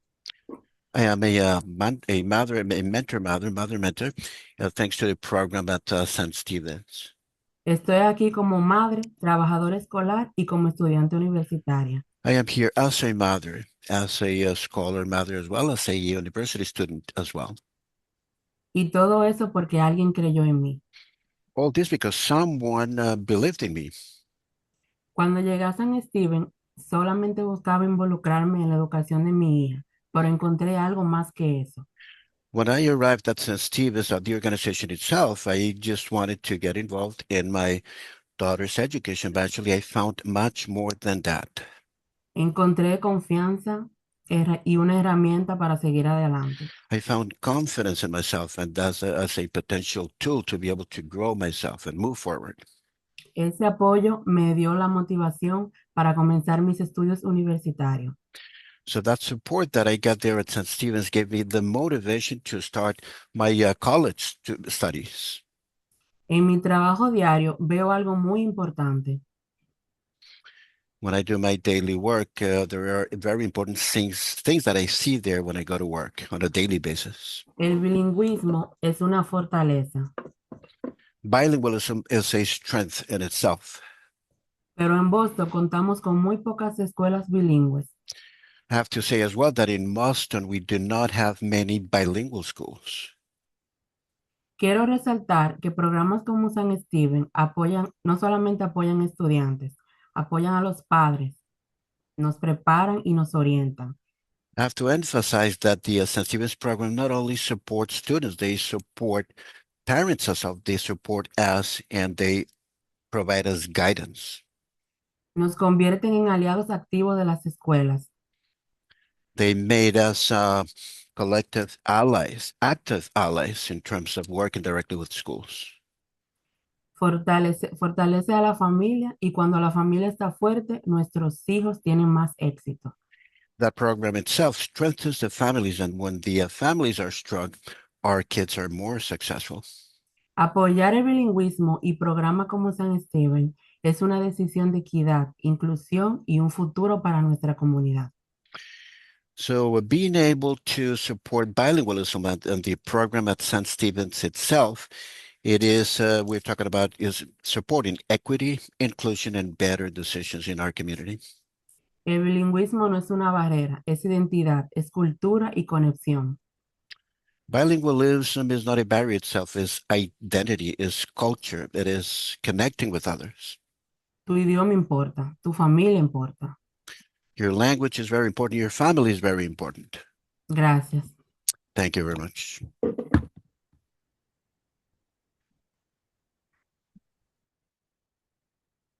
Sorry. Our next Denise Caraballo is not here. Carolina Soto is next speaker.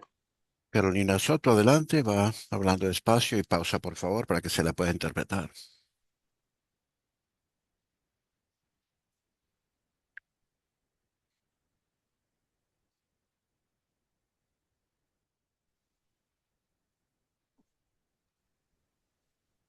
Carolina Soto. Sí, estoy aquí. Carolina Soto. ¿Puede encender la cámara, por favor? Tengo problema, excusa, tengo problema con mi cámara. La computadora está rota. She has difficulties with her camera. Chair, is it okay if she doesn't turn on the camera? Okay. Puede comenzar. Puede comenzar, señora, y va pausando y yo lo voy interpretando. Está bien que no tenga la cámara. Adelante. Mi nombre es Carolina Soto y vivo en el vecindario de Dorchester. My name is Carolina Soto and I do live in Dorchester. Soy una madre de un estudiante que asiste a la escuela pública de Boston. I am a mom of a student that goes to the Boston Public Schools. También soy coordinadora del programa Parent Mentor de San Steven. I also have to say that I'm a coordinator as a parent and mentor of the St. Stephen's organization. En la escuela Trotter. I go directly to a charter school to exercise that role. Hoy no hablo como coordinadora, sino como una madre, miembro de una comunidad escolar que cree profundamente en el poder de la educación. I'm not speaking as a coordinator today. I'm speaking as a mom that is involved in the community, as a mom that believes in the power of education. Porque la educación se construye con la familia y junto a la familia. Because you build education with the family and be next to the family. Recuerdo mi primer día en la escuela de mi hijo. Me sentía orgullosa, pero también me sentía nerviosa y no sabía cómo participar. I do remember the first day that my child went to school. I was very proud of my child. At the same time, I felt nervous and I did not know how to participate. I was skeptical in how to participate there. El idioma y el sistema escolar hacían que me sintiera que no pertenecía completamente. Language itself and the school system as well made me feel that I did not belong completely. Todo cambió cuando conocí el programa de Paremento. No solo fue una invitación a participar, sino fue una invitación a pertenecer. So everything changed when I became part of the Parent Mentor Program. It was not only an invitation to be a participant, it was an invitation to be a part of something, to belong to something. A sentarme junto al salón de clase con la maestra, aprender juntas a cómo educar a mi hijo y cómo apoyar a los demás estudiantes. That meant having the ability to sitting next to the teacher in that class to be able to teach not only my son, but the other students and to be able to support them in their education. En ese momento entendí que mi voz como madre era muy importante. At that particular moment, I understood that my voice as a mother was very important. He visto cómo este programa transforma familia. Padres que antes guardaban silencio y no hablaban y no hacían preguntas. I have witnessed myself how this program has transformed the lives of many. We have families that were very skeptical in participating and did not ask any questions, stayed in silence. Hoy se expresan y preguntan y defienden los derechos de sus hijos. 30 segundos. They have the ability to express themselves. They do ask questions and they defend the causes of their kids. Cuando los padres ven a los niños involucrarse en su educación, se sienten más confiados. When the parents see that the kids, their children, are getting involved in their education, that brings a lot of confidence to the parents as well. Apoyar el programa de Paremento no es solo apoyar un simple programa, sino apoyar una comunidad que une familia y comunidad. So to being able to support the parliamentary program is not simply supporting one program in itself. It is supporting a community, a family, the collective well-being. Le pido que por favor sigan apoyando el programa de Paremento para que otros padres tengan la misma oportunidad que yo. I do ask the school committee members that continue supporting the parent mentor program so other parents will have the same opportunities that I've been having in being part of this program. Muchas gracias. Ya llegó su tiempo. Next speaker is Mariani Romero. Mariani Romero, pase el micrófono, por favor.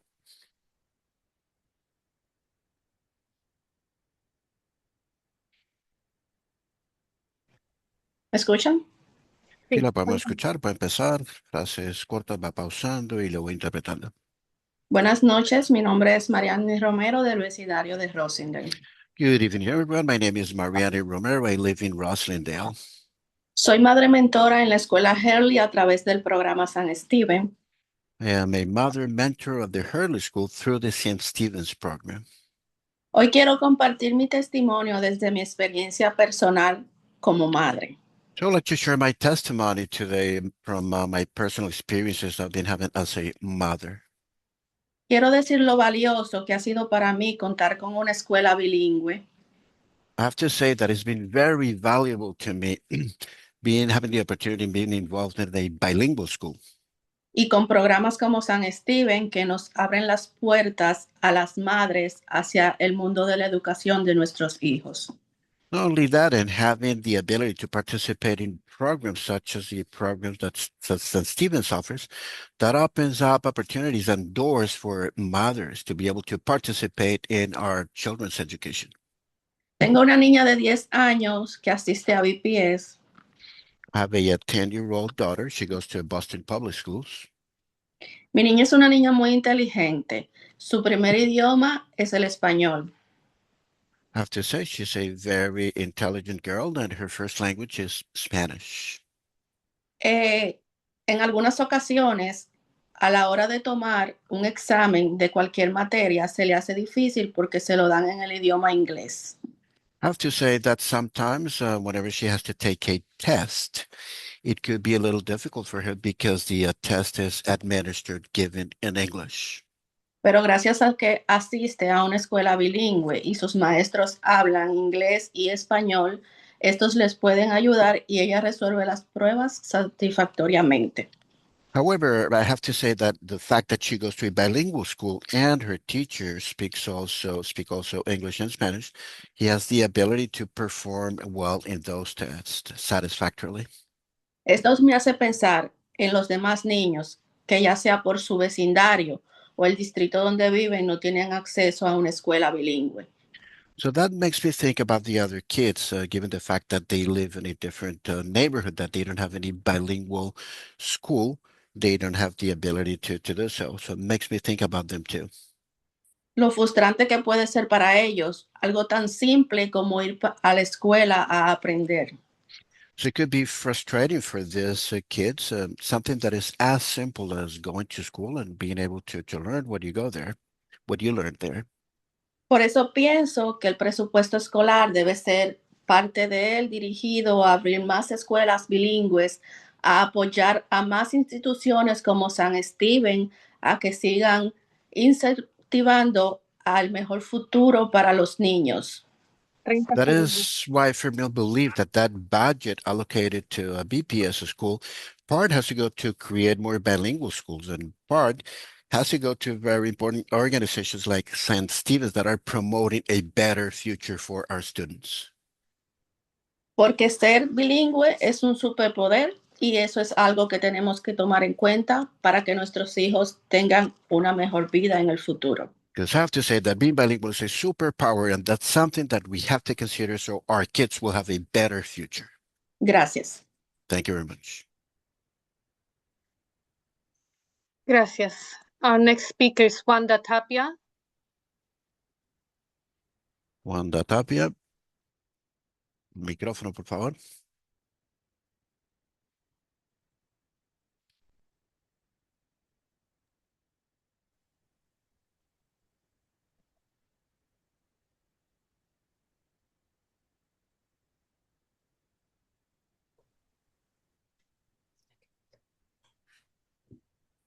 Buenas noches, ¿me escuchan? Sí, la podemos escuchar. Señora Tapia va pausando un par de frases cortas y yo lo voy interpretando. Adelante. Soy Wanda Tapia y hoy estoy aquí no solo para contar mi historia, Good evening, everybody. My name is Wanda Tapia, and I'm here not only to tell my personal story, sino para agradecer públicamente el impacto del programa San Steven en mi vida. I am here also to recognize the very positive impact that the St. Stephen program has had in my personal life. Cuando llegué al programa buscaba dirección, herramientas y oportunidades. When I arrived to the program, I was looking for direction, I was looking for tools, and I was looking for opportunities. Y lo que encontré fue algo mucho más grande. Encontré comunidad que creyó en mí cuando yo estaba aprendiendo a aprender en mí. I actually found something very important, very comforting. I found a community that wanted to believe in me when I was trying to believe in me. They made me believe in me myself. Aquí no solo recibí orientación, recibí apoyo, guía y empoderamiento. I did not only get the support there, it was not only that, I did get the orientation, I get plenty of empowerment as well that was coming from them. Este programa fortaleció mis habilidades, desarrollo y liderazgo que me ayudó a visualizar mi futuro. So that particular program promoted my abilities, my skills, helped me in developing myself, and also allowed me to become a better person in the future. Hoy me siento más segura, más preparada, comprendida con servir a la comunidad. I feel nowadays much more confident, much more prepared, and ready to serve my community. Por eso hoy les hablo con el corazón a quienes creen en la transformación, So that is why I'm speaking tonight from my heart to those who firmly believe in transformation. a quienes creen en las oportunidades, a quienes creen en invertir en las personas. I'm speaking tonight to those who believe in opportunities. I'm speaking tonight to those who believe in involving the right people, the right persons. Su apoyo económico no es solo una donación, es una puerta abierta a la esperanza. So that financial investment is not just a donation in itself, it's an opening to hope and opportunities Para muchas personas como yo. for many people, many mothers like myself. Es crecimiento, es un cambio real en la vida de mujeres, jóvenes y familias listas para superarse. It is a real growth in the life of every person. It's a growth of the life of a woman, of people like myself. I are ready to get better and better every day.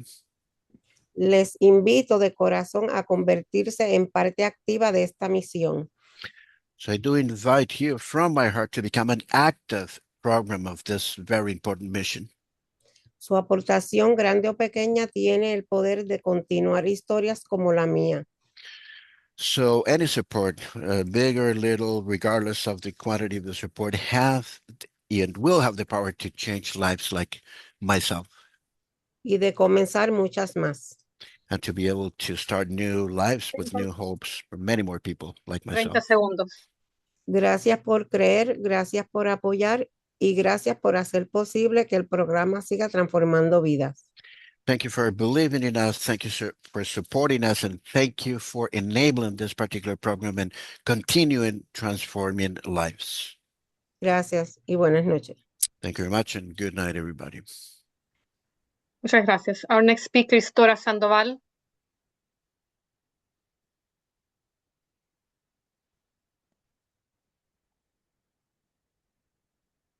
Dora Sandoval. Señora Dora Sandoval.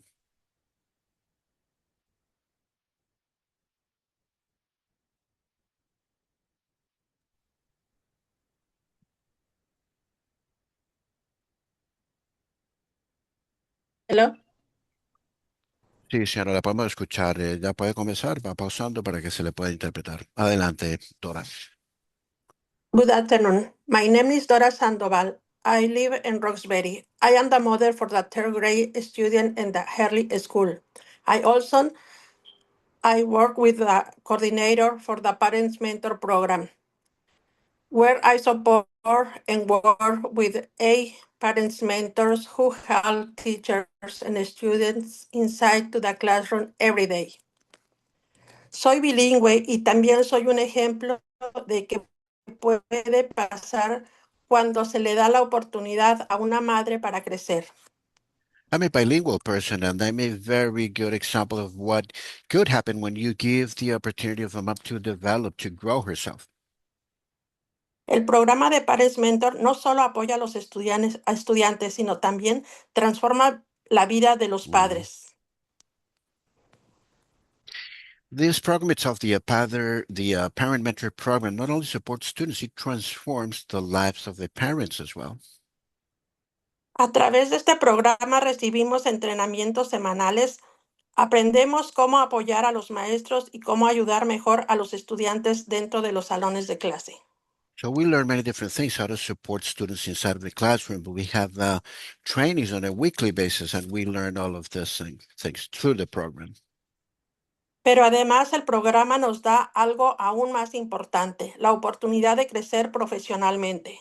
I have to say that this particular program gives us something very important, which is the opportunity to grow professionally.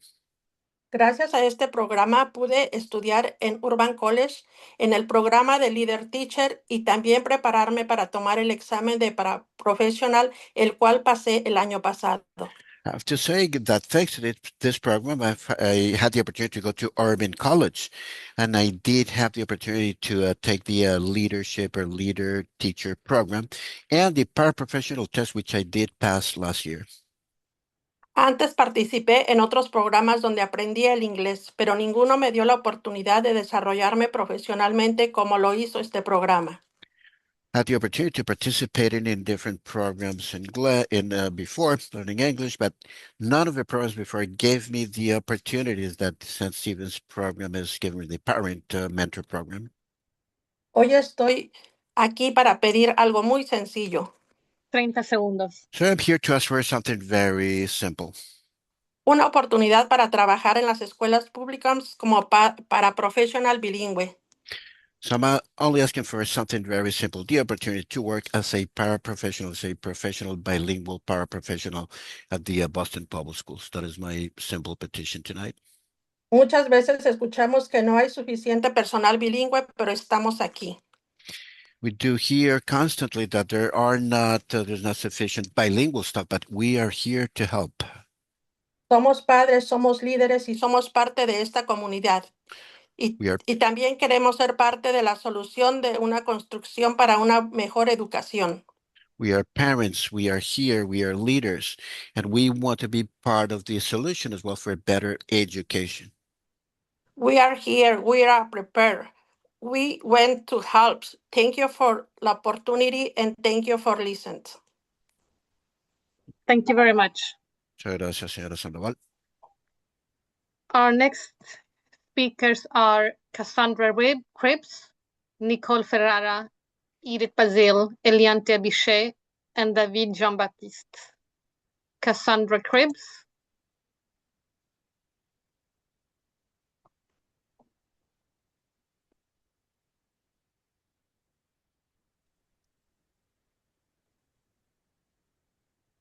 Hello, good afternoon. Good evening. My name is Cassandra Krebs.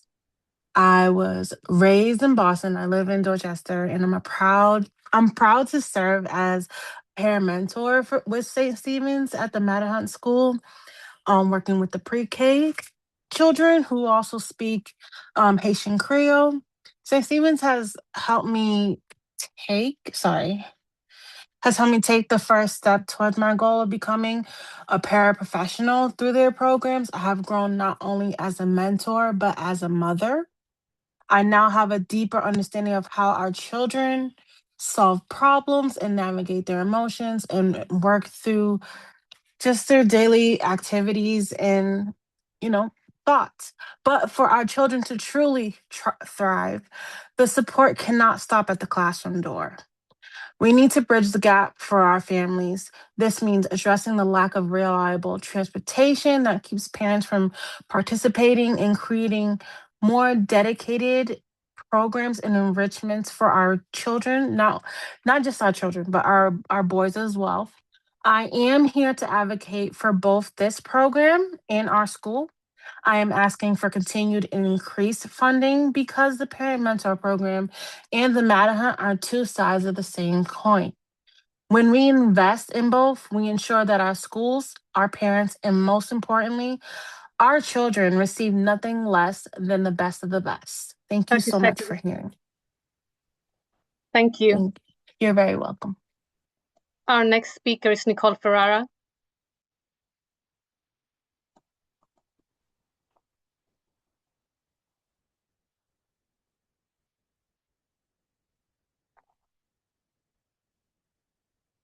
Hi, everybody, and thank you for allowing me to speak.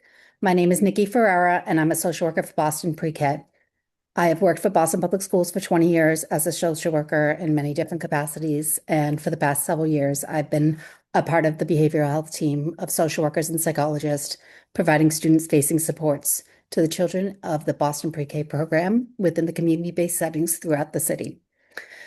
I am here today to speak about the central office funding for BPK.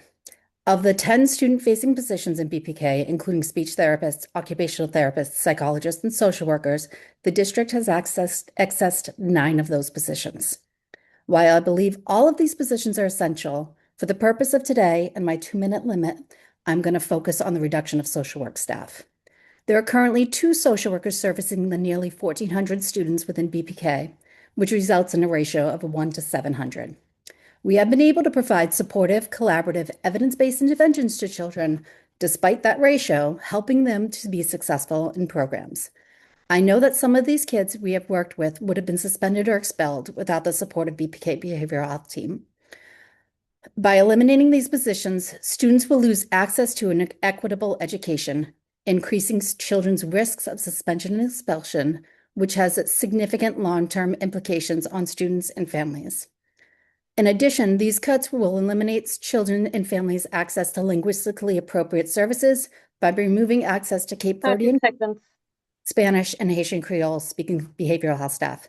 Boston Public Schools website promises BPK families equitable, inclusive environments where children have access to specialized services and supports, as well as screenings across to a range of services similar to BPS students. By accessing these positions, BPK kids will no longer have those services, and the promise is now not there. I ask you to please reconsider these cuts, and thank you so much for your time. Thank you very much. Our next speaker is Edith Bazil.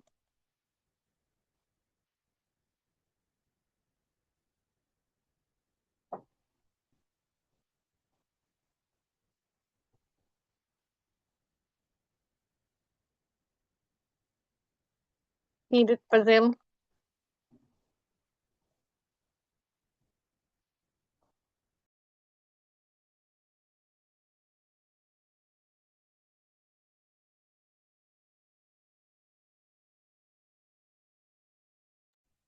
Edith Bazil, can you please accept the prompt?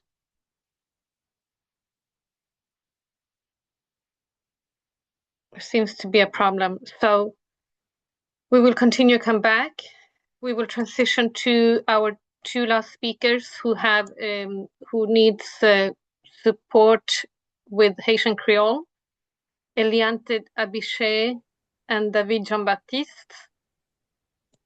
OK, c'est le pour témoignage nous, David Jean-Baptiste avec Eliane Abiché. Yon là dans nous capable commencer par les kounya.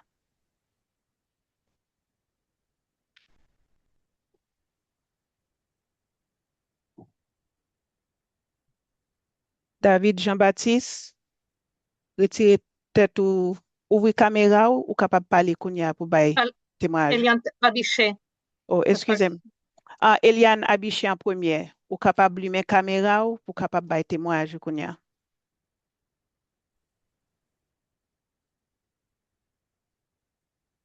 Please unmute yourself. Retirez tête ou sous silence.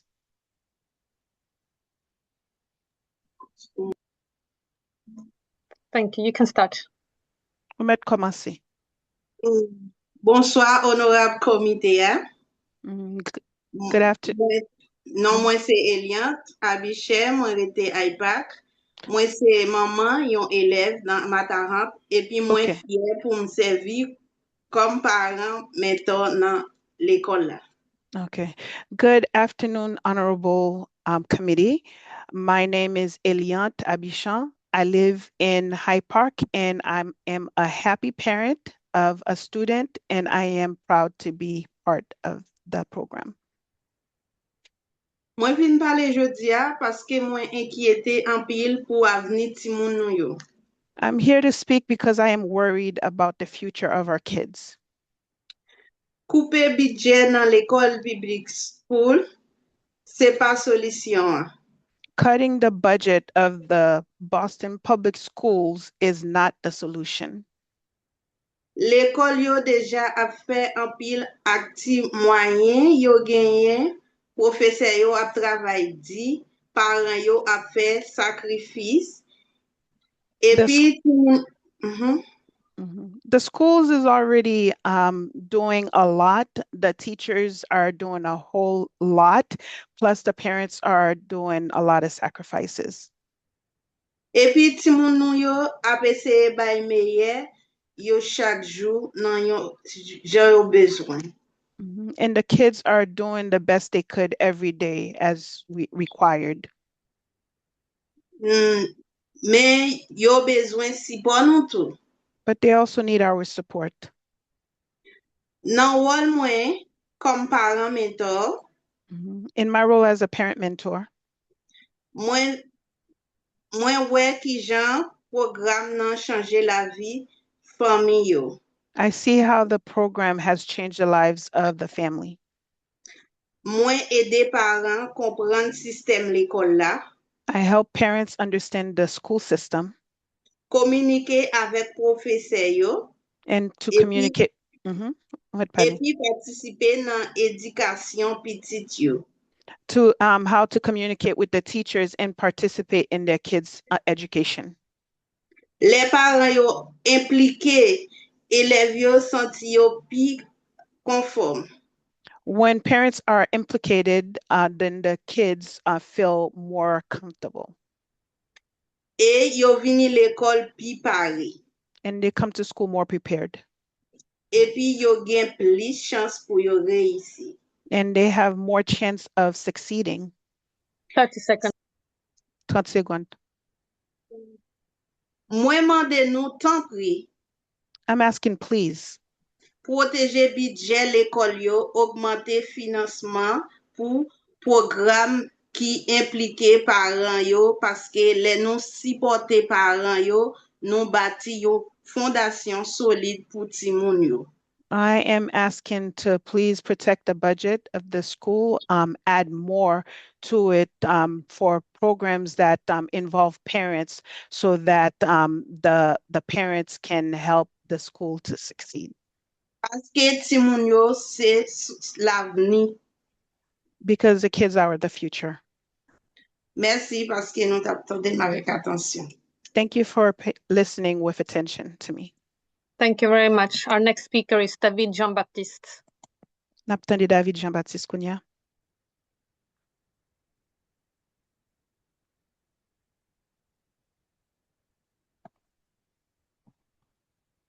David Jean-Baptiste sou la, retire tête ou ouvri caméra ou capable commencer parler. Retire tête ou sous silence.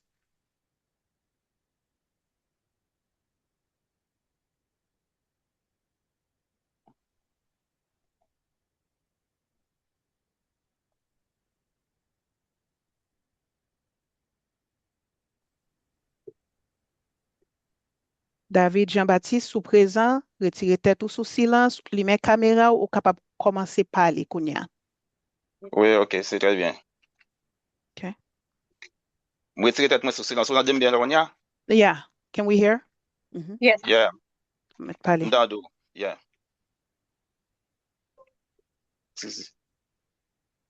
Bonsoir tout le monde. Moi salue tout le monde qui fait partie de staff comité. Non pas c'est David. OK? On va parler. Non pas c'est David Jean-Baptiste. Good evening, everyone. I greet everyone who's part of the committee. My name is David Jean-Baptiste. Moi rete Matapen. Moi c'est gardien de Timoun. Moi c'est un parent mentor dans l'école Matante là dans le programme Saint-Steven. I live in Mattapan. I am a guardian of 2 children. I am a mentor in the program St. Stephen's. Il y a un petit pensée qui toujours dit éducation c'est première base dans réussite toute société dans équité et état de droit. There's a saying that goes, education is the base for the future of children in the law. C'est ça que fait aujourd'hui moi venir pour encourager responsable qui sous panel là. That's why I'm here today to encourage everyone as part of the panel. Je dis à gain nécessité qui gagne pour nous continuer aider et continuer investir dans plus programme dans l'école yo, surtout pour ti monde qui nan cas spécial yo. Today, there's a true necessity to continue to help and invest in the kids, especially in the special situations.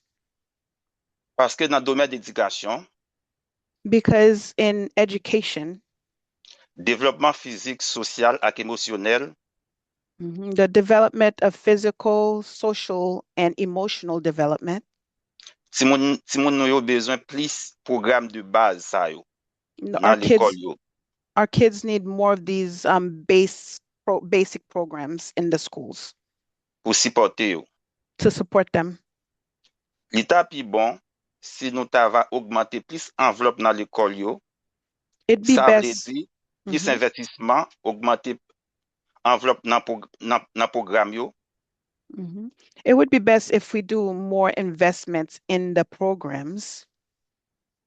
Si m'da prend par exemple tant kou programme Saint-Steven nan, For qui c'est un example, programme parent mentor qui gagne yon bon ressources humaines qui qualifié, qui c'est parent mentor yo. For example, the program St. Stephen's, which is a really great program for paramentors and also a good resource. Moi-même, comme parent mentor, moi connais gen famille qui gagne ti moun qui na ka spécial yo, là yo tande que yo pral couper budget 30 dans seconds. pile l'école. OK. Yeah, myself as a parent mentor who have their parents with kids with special needs, and when they hear they're going to cut the budget, Là yo tande que yo pral couper programme yo dans l'école yo. when Et they hear, nouvelle ça a te bouleversé famille yo en pile. C'est ça que fait moi-même. Moi t'a suggéré l'état pi bon au lieu que yo couper budget dans l'école, dans quelques écoles, à quelques programmes, l'état pi bon que yo augmenter enveloppe pour yo ba l'école yo plus l'argent pour yo ba programme yo plus l'argent pour que ti moun yo continue recevoir bon genre éducation de base solide. Thank you. Your time is up. Yes, so as a parent mentor, when the people heard that they were cutting some of the programs, it really bothered them. And so I would ask that they continue to, instead of cutting budget, but add more finances towards certain programs, especially the kids that need it most, so that the kids would have a good foundation for their future. Merci beaucoup de prendre un petit temps pour nous t'entendre. Thank you for taking the time to listen to me. Thank you very much. We will try with Edith Bazil again. Edith Bazil, please accept the prompt.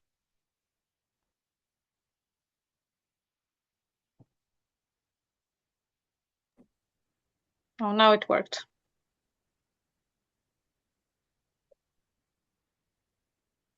Oh no, my video's not on. Yeah, the video's not working. I'm so sorry. I have no idea what happened. Thank you and good evening. In a $1.7 billion system where 80% of Black and Brown students and over 90% of students with disabilities cannot read proficiently, the issue is not just spending, it is strategy, accountability, and how effectively the district aligns dollars to results. Decades of literacy research show that 95% of students, including those with disabilities, can learn to read. But the special education budget is not reaching students with disabilities. Inclusion depends on professionally prepared, stable, school-based teams engaged in ongoing planning and co-teaching. Cutting student-facing special education staff while expanding outsourced instructional services by $29 million weakens the district's ability to support students with disabilities and scale inclusion. While some out-of-district placements are necessary, an additional soaring $68 million cost reflects the district's failure to build and sustain strong in-district programs as referenced by Mr. and Mrs. Karp. 4 recommendations. Number 1, confront the literacy crisis, replace the failed focused curriculum with an evidence-based curriculum capable of meeting the needs of at least 80% of the students. 2, hire reading specialists in every school to provide expert instruction supporting struggling readers and build teacher capacity and evidence-based literacy strategies. 3, align spending with measurable outcomes and clear annual proficiency targets. 4, rebuild in-district instructional capacity by prioritizing school-based staff over expanding contracted services. Students cannot wait for strategy to catch up with spending. Thank you very much. Thank you I'm very sorry much. about my video. Chair, that concludes public comment. Right. Thank you, Ms. Parvitz, and I want to thank everyone who spoke tonight. Your input is critical as we consider the superintendent's budget recommendations for fiscal year 27. Now we'll open it up to questions and comments from the committee. Thank you.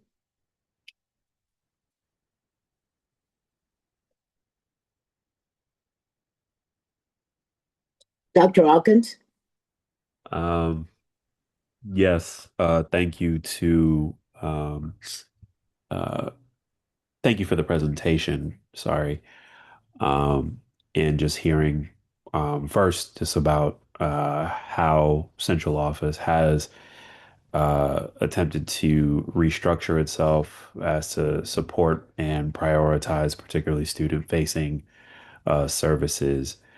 So with that, I have a few questions that I think speak to some of what we've heard tonight in public comment. So first, I am curious as to how either reductions, any reductions that we are seeing in support for either para positions, non-permanent teacher positions, are affecting or what you project the impact will be on our academic outcomes as we continue to measure those. So that's one question. Two, I do have a question around specifically the fifth quarter summer programming. So I've been asking about this for a while, but just thinking about how are we evaluating the outcomes of the summer programming to actually figure out what students are attending the summer program and how that's impacting their academic outcomes. Do we see differences in those students who are participating in that in terms of recovery? I'm pretty sure. But do we see students that are in some ways accelerating their learning by becoming a part of that? So I'll start. I'll just start with those two questions there.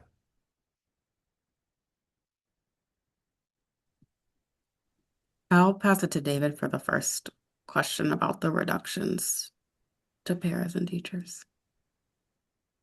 Yes, I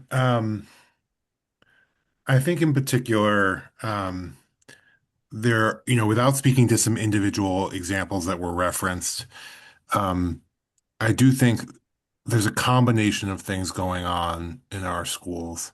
The first is we are seeing reduced enrollment, and so there are some reductions to teaching and paraprofessional positions that are happening alongside that enrollment. And, all reductions are hard, and um, we definitely deeply appreciate the work that our teachers and paraprofessionals are doing, and the advocacy we heard tonight. The other thing that's challenging in terms of our provisional staff is the management of licensure and qualification for positions. So in addition to positions that are reduced for enrollment, we also have a number of staff who have been sort of told that their job is not guaranteed pending them passing a test for their qualification from DESE.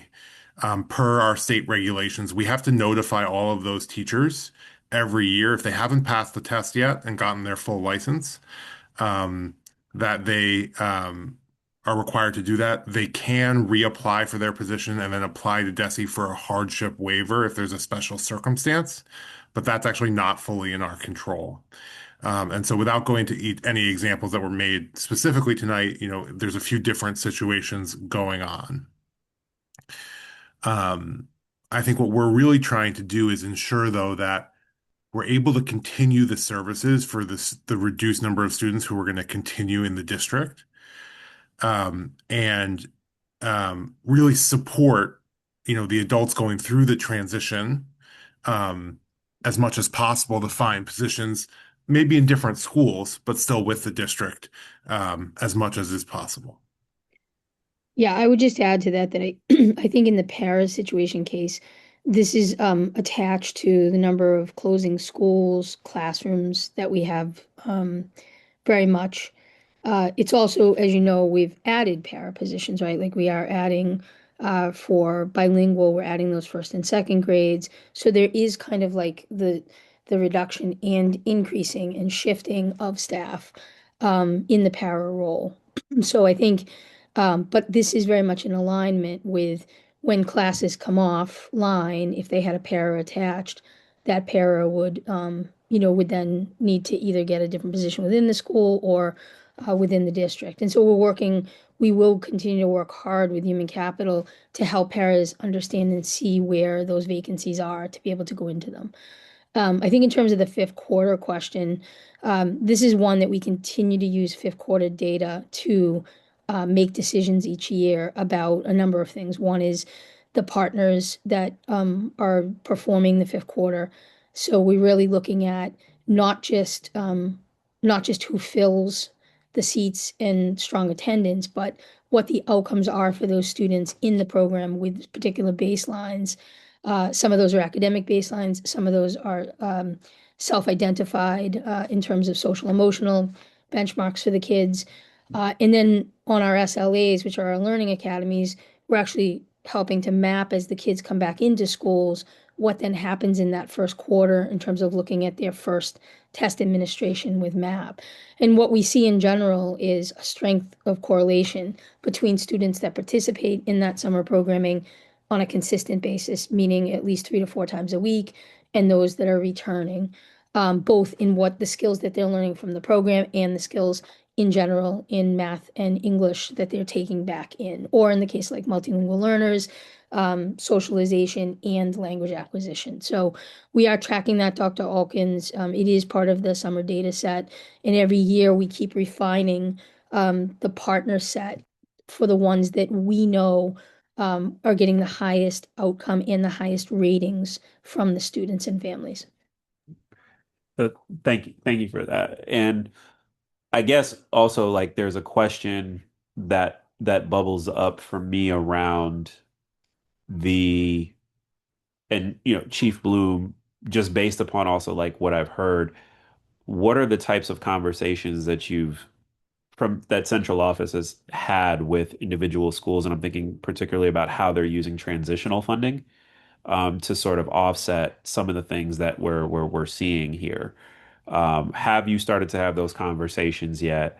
And what has been the nature of them?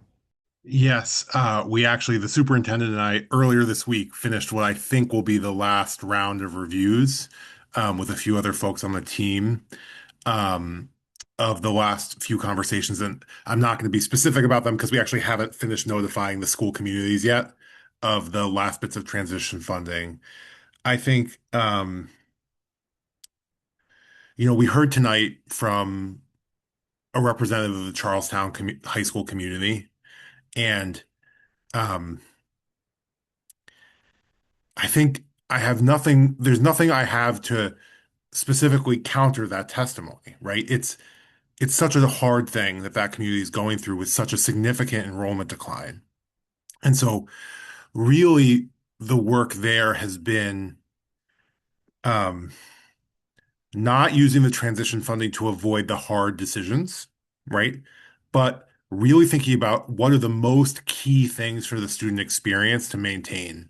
Um, and at Charlestown in particular, that involved multiple rounds of conversation between the school leader, community at the school, our central office team.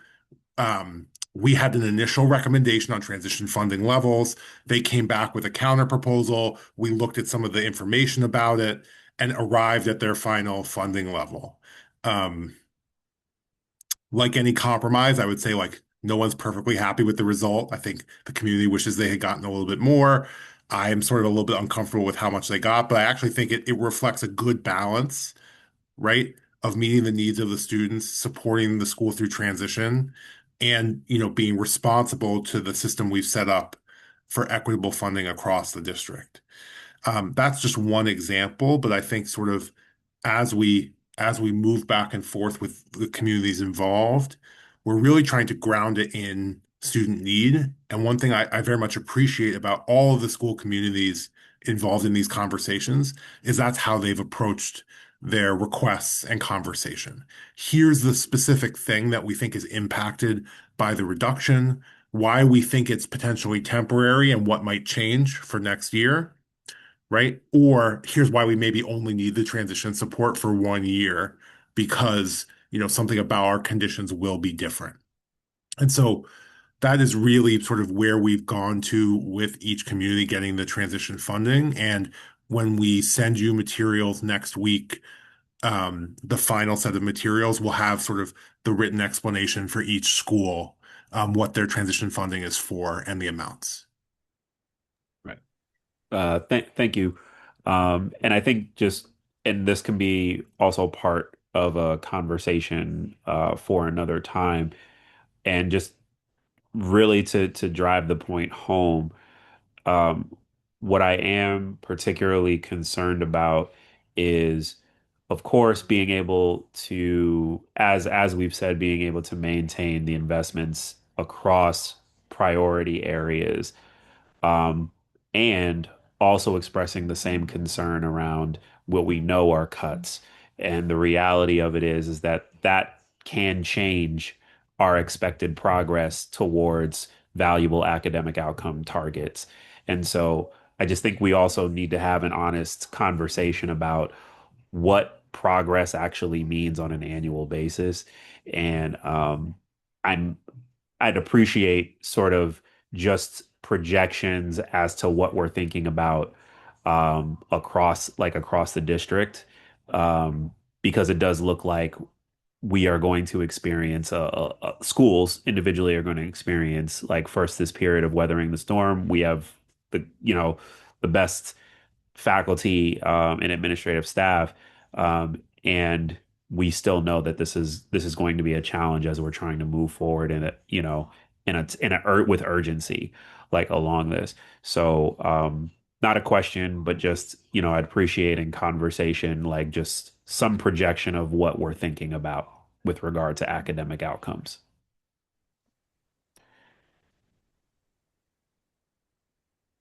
And Yeah. thank you again for the presentation. Yeah, I would say, Dr. Hawkins, I think this is a really good point. I do think we're trying to do our best strategically by putting the resources toward the schools to preserve the priority areas and to continue to build the foundation that we believe is going to be moving the academics in these key areas. And so I think that's, to David's point, that's the conversation we then end up having, at the school level, is to figure out how to best map those resources. I also think that in terms of the investment side, the good piece of this is that the investments and the priorities are in our multilingual learners, are in our special education students, are in closing gap work, are in our high schools, and in continued early literacy. So the priority areas we've laid out should continue to have a positive outcome impact on our students as long as we hold them as priorities and continue to protect them as such with the resources. That means sometimes letting go of other things that aren't directly correlated to those priorities. And it's not that those other things aren't important or of value to communities, but if they're not touching those direct priorities, this is the kind of budget where we have to make those hard decisions.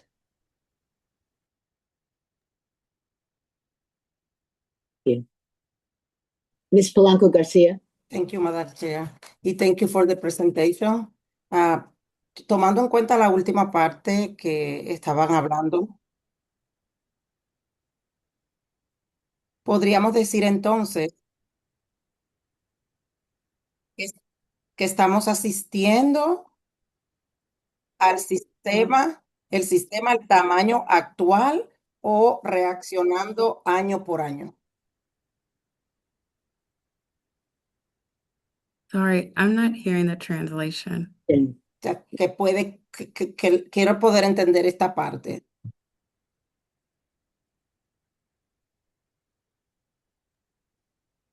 Lynn, I think we need to bring the Spanish translator back to this Yeah, channel. we're not hearing anything.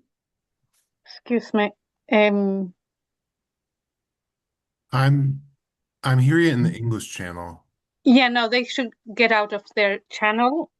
Juan, please. We can't hear you. Hello, yes, Lina. Cynthia was supposed to be interpreting, but I'll be happy to take over. She was supposed to be removed from the channel, not me, but ¿puedes repetir, Rafa, una vez más? Sí. Disculpa. Sí, está bien. It was the other interpreter supposed to interpret, not me, just to clarify. Adelante, Rafa, por favor. Sí, muchas gracias. Estoy diciendo que si estamos asistiendo el sistema al tamaño actual, cuando estamos hablando de presupuesto, o vamos a tener, estamos reaccionando año por año. Lo digo porque esto puede cambiar, esta proyección que estamos haciendo pudiera cambiar el año que viene, y por eso hago la pregunta. So the reason I'm asking the question right now, are we allocating this budget, providing the size of the needs that we have at the present time, or we are just in the position of are adjusting the budget year by year? Is that the case right now? That's the reason why I'm asking the question.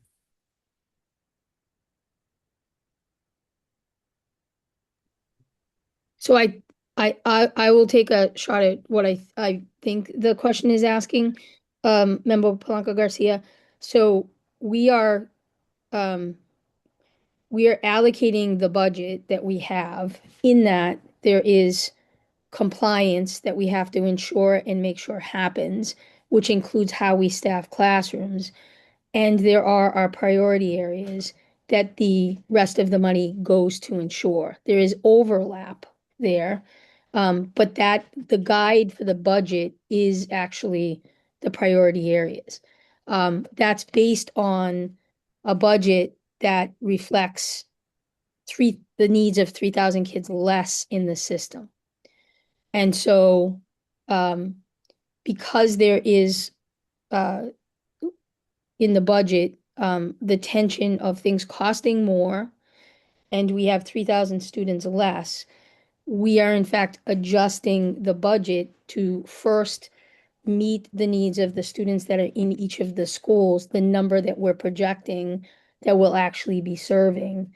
And we're ensuring that the priorities, inclusion, bilingual education, secondary work, protecting social emotional things like that, that those things are fore and front as we're delivering those dollars to the schools. But the budget itself is less when we think about how much it has to stretch because things cost more. And so that's meaning some different choices, but protecting those priorities. I think that's what you were asking. David, do you have a different answer to that? Or? No, nothing beyond what you said, Superintendent. Yeah, thank you. Thank you so much. The reason is because when talk to about the inclusion, right?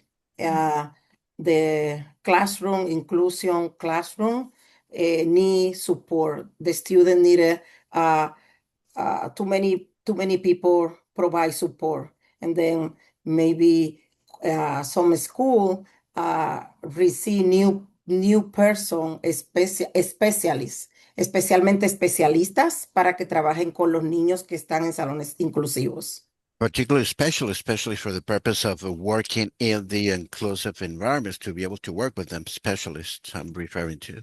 Entonces, ¿cómo vamos a hacer para la continuidad, para la sostenibilidad de los salones inclusivos si estamos estamos viendo que tenemos un presupuesto que no va a no va a poder contratar personal suficiente para estas necesidades en los salones inclusivos? So at the same time, so the question is, we are having challenges here. How is it that we are going to be able to provide continuity in the services that are very critical in an inclusive environment? But at the same times, we are cutting budgets as well. So how can that continuity continue happening while at the same time we are reducing budgets and allocations? Yeah. So we are continuing to invest money in something like inclusion, but to do that, that means we have to not put as much money towards some other things. But we are keeping inclusion as a priority. Every school has gone through service mapping, which means they look at the students that they're going to serve and they ensure that they have the staffing to be able to support that in inclusion. And it may mean that there's something else that they can't fund, but we want inclusion, bilingual education, these are the things that are the priorities we want them to continue to focus on.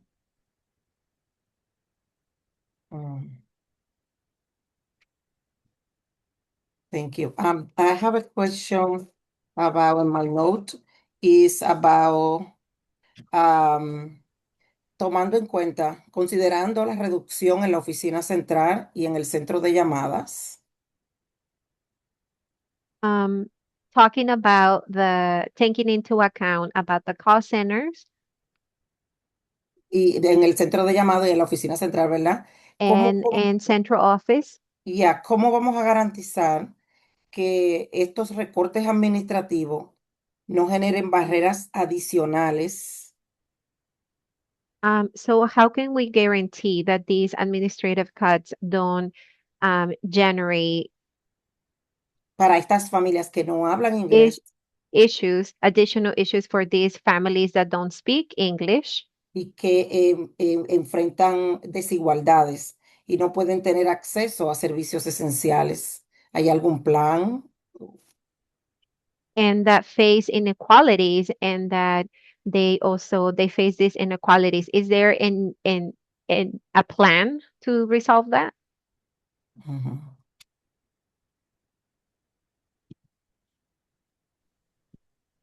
Thank you for the question. For the call center reduction, we took a look at call Para la volume. reducción, nosotros miramos We took a look at the call center volume over the last couple of years to miramos al volumen de los últimos and through that, the data that we reviewed, we found that we'd be able to reduce the number of staff in the call centers, and the call center team would then work to identify which poder supports identificar cuál es el apoyo would be necessary for families calling in.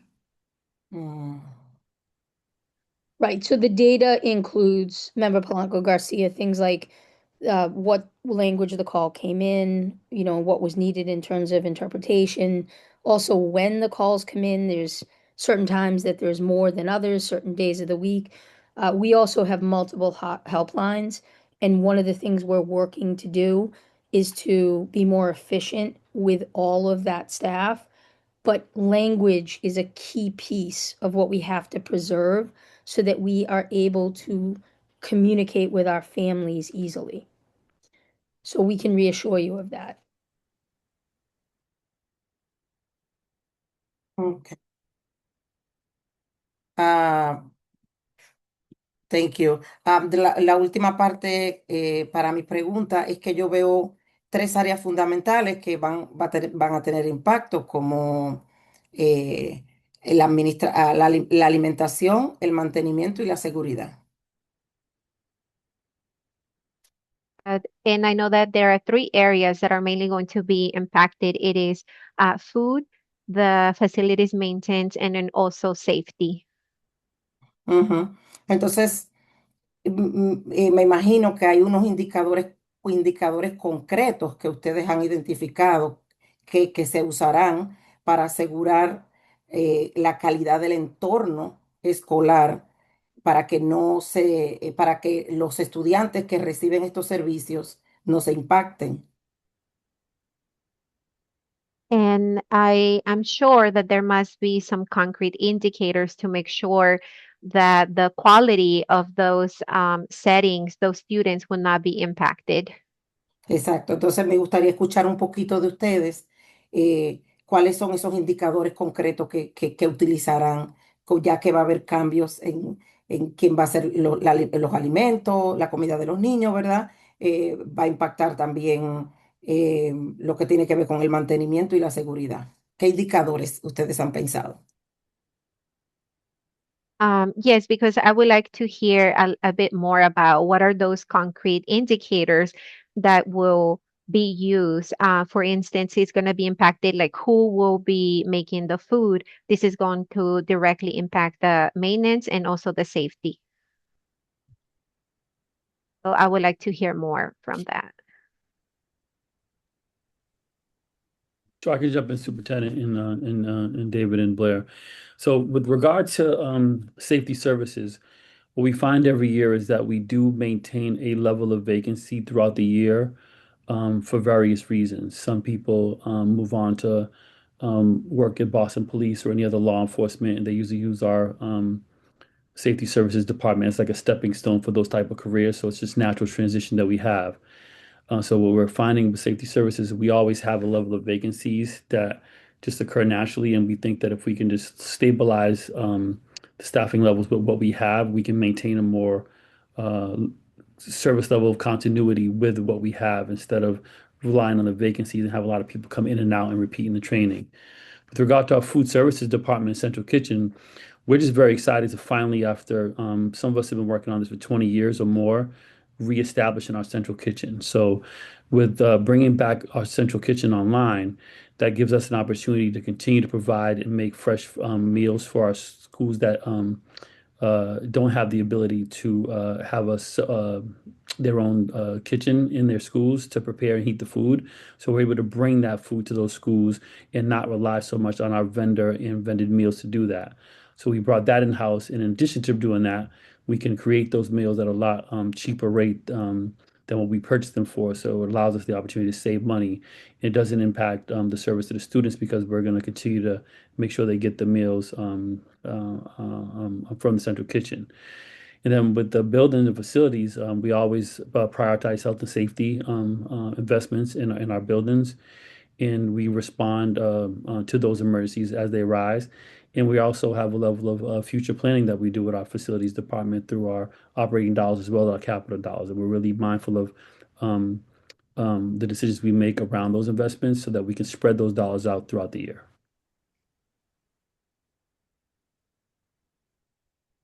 Sam, I think the last one was safety. Like I can take that or you can. I addressed that first, I believe. Yeah. Okay. How we just rely on the current staffing levels we do have, and then there's always a level of vacancies that we just naturally have, and we're going to try to continue to stay within that line. Yeah, so Chief Marrero has identified and looked at that to make sure that all of the regions would be covered. And so really these are positions that would normally be vacant that we can't fill. And so that's the reduction in that particular area.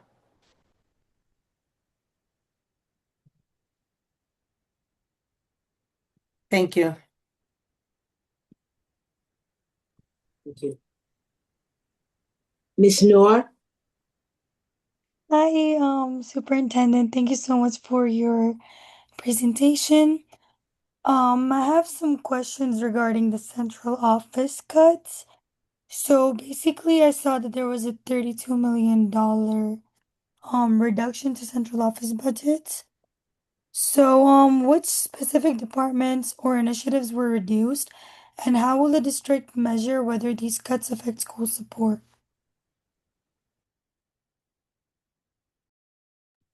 So Blair or David, do you want to answer from the budget side and I can do context? It's a great question, Ms. Noor.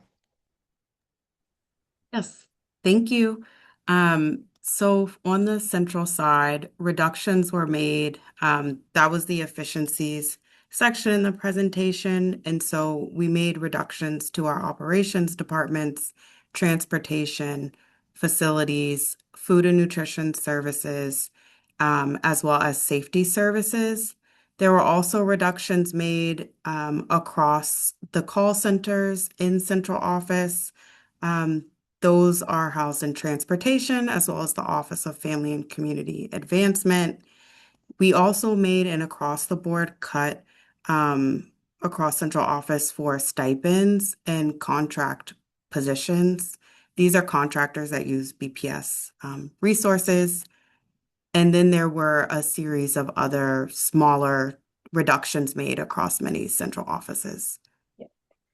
Each deputy, Ms. Noor, each deputy of academics, operations, and OFCA in our Office of Community and Family Engagement, they worked with their chiefs to look at areas that we felt would not directly impact student service, family service, or schools. And so that doesn't leave a huge amount, but what we were able to do was to be like very strategic in the things they offered up as reductions. So it's a good question, and it is a lot of money. It is also the third year in a row, just to remind everybody that we've cut central. First year was 5 million, second year was roughly 11. This is the third year. So we're starting with central to get to the point where when we talk about impacting service, that's where we'll start to, we don't really want to be able to, we won't be able to go much deeper there without that being felt. Another question of, so what are like the top priorities in the 2026-2027 budget, and how were these priorities determined? So the priority areas are, the good news is they are the ones that we have sort of established for the last 3.5 years, and we're keeping with them. So it starts in the academic piece with strong academics, and that is everything from the way we're approaching literacy to making sure every school's got high quality instructional materials. It's our inclusion plan, which we are in year 2 of implementation. There's several more years left of it. It is also expanding our bilingual and dual language in terms of working with the communities and expanding so that every region has opportunities for students and families that are looking for bilingual and dual language. At the secondary level, it is definitely around strong student support, and it's around our early college and career, which I know at the O'Brien, you have some of. So really, those are our priorities. They remain our priorities, and most of them have a plan that is multiple years. Thank you. Another question I have is, what investments are being made in like professional development and teacher support? Because when we talk about like, money, these things require money too. So with this budget planning, how are we like managing professional development and teacher support? So I'll ask Deputy Wright to come on. She can speak a little bit on the academic side, but a key component of most of the plans that we have is strong professional development for our staff. And so we will continue to invest in that, whether that's in our inclusion work or whether that is, training and making sure that in our bilingual programming, that we're supporting staff on implementing a bilingual curriculum, or whether that is training in CTE. So really, and then obviously literacy, which is our big focus in our content areas. So we are not going to compromise on the PD pieces. Some of those may be delivered in different ways, some at the school sites, some of those at the central sites. But that continues to be a main way that we build capacity in the field. And then I don't know if Deputy Wright, if there's anything else you want to add to that.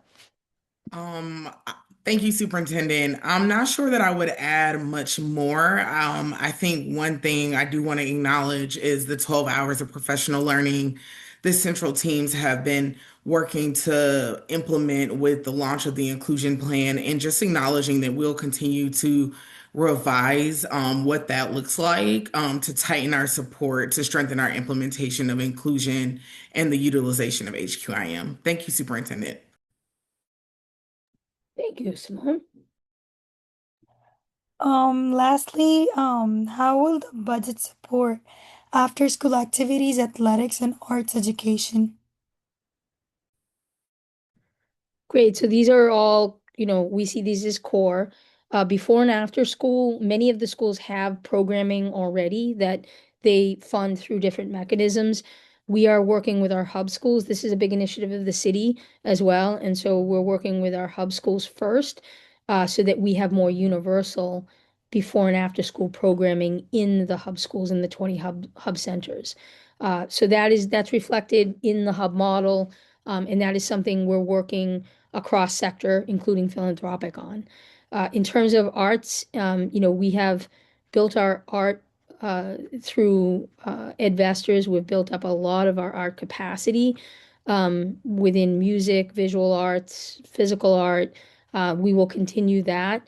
In some cases, there may have been extra positions within schools, so they're offering other kinds of opportunities besides the scheduled ones. But I think in general, that will be a very stable area for us.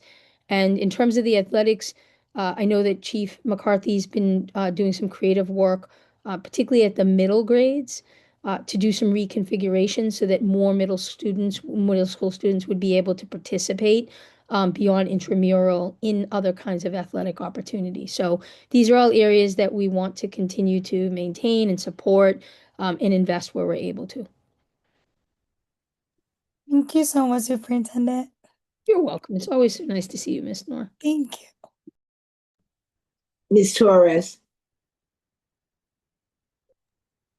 Thank you to everyone, Superintendent, the presentation, and all the comments that were made by the public. My question is continue to be about inclusive. And I know that we are at the beginning of the inclusive program in the bilingual education. There are many teachers, paras, and staff that their positions are being no longer needed. We mentioned our inclusive education and bilingual education in all our presentation, and that is a priority for our system.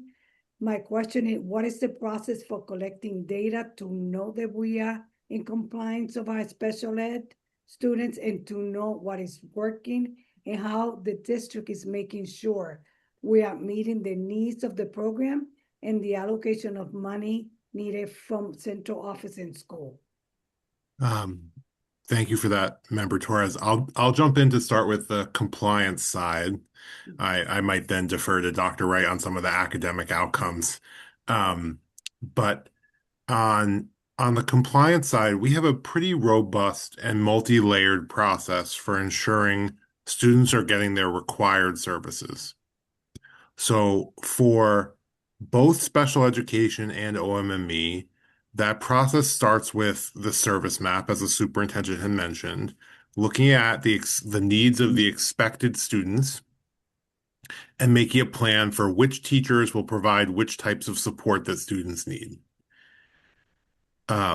We then continue to monitor through, so that happens in the winter before the school year in question.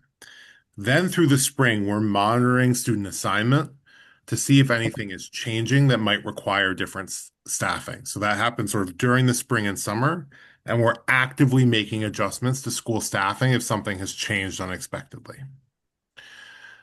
Finally, in the fall, our assistant directors in the Office of Specialized Services and our compliance team and instructional coaches in OMME are out in schools in every region, ensuring that students are actually getting the services that we've planned for on paper, that their ESL minutes are being met, that their special education services are happening. And we continue to then add resources and support if anything changes and more support is required.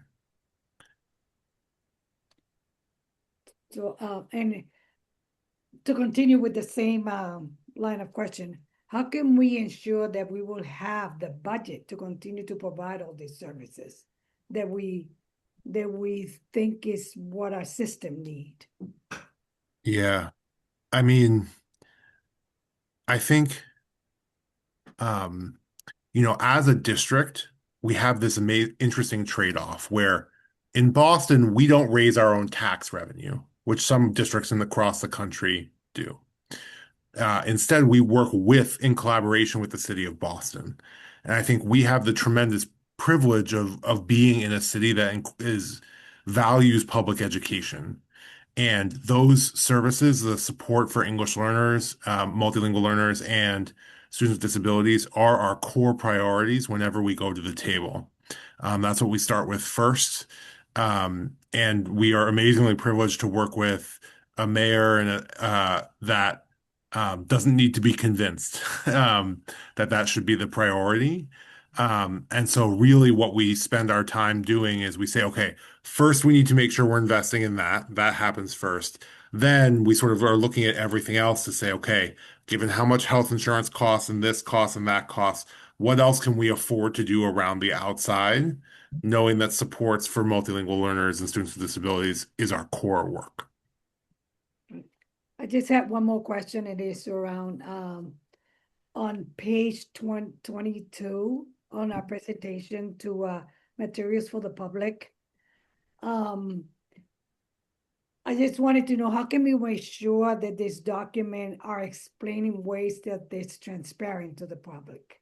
You know, because a lot of the acronyms and a lot of the presentations is like very hard for people that are not in education to understand what is it that we're trying to do or we're trying to say. Yeah, I really appreciate you continuing to push me on this and push us as broadly as a district. I think it's something we will continue to work to get better at, and I've certainly appreciated your feedback and other members of the committee on areas where we can make things more clear. Um, our goal with our transparency is not just to publish documents on the website, but it is to publish them in ways that are able to be understood. So I think we've collected a lot of feedback, especially around the Reimagine School funding formula and the ways that that can be more clearly explained. And we'll spend a big chunk of our next year in the finance team working on ways to make those documents more easily available and understood. Um, we are also working on that through the budget book process as we engage with the budget book, which we've now shared a draft of with you. We're looking at ways now that we've sort of done it twice and we have a sense of what we need there, to be able to make it perhaps a little bit more electronic versus a PDF, maybe a little bit more dynamic and something that's more easily engaged in. And then the last thing I'll say, and apologies, this is not, I don't mean this entirely seriously, but my team has been telling me a lot about this whole AI thing. And apparently AI can be really helpful in breaking down complex topics. And so my team really is looking to see, we're going to end up with a 500-page budget book. Is there a way we can somehow use AI, not to replace any of our work, but to help enhance it and make things more clear? I know there's a couple members of my team who will be very happy I mentioned it publicly tonight. So we are committed to continuing to explore sort of every avenue to try and break down the topics that we're sharing with you and with the public and make it more clear. One thing about AI, you have to make sure that things are very clear and not what AI think it is, but Yeah. what the document is really saying. Yeah, and we'll be really careful about it. You don't have to reread anyways, People, yeah, it's definitely not my area of strength, so I'm taking some advice from trusted colleagues about how to use it correctly. So we're working on something, but we wouldn't roll anything out until we feel very confident that it's accurate. Thank you. Those are my two questions that I have. Thank you. Mr. Peralta? Thank you so much, Chair Robinson. David, when Member Torres was asking about simplifying the reimagine school funding formula, I was vigorously nodding because the other formula where a school gets X number of dollars based on X number of students, that was very simple to explain. The new one, the several pages, yes, whatever you can do to make it more palatable, that would be great. I had several other questions that have been already asked by my colleagues here, so I'm just gonna have two more questions. One,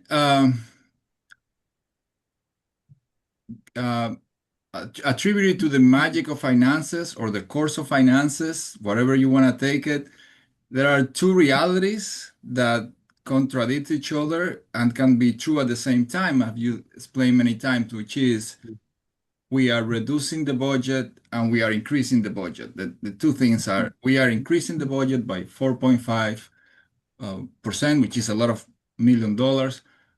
And at the same time, our students will come back to our schools in September to fewer adults in their schools. And that's a reality. We need to acknowledge that it's something that they are feeling. I can tell you from my personal experience, I have two daughters. One is a teenager, the other one just turned 12 last week and quickly announced that she's now a preteen.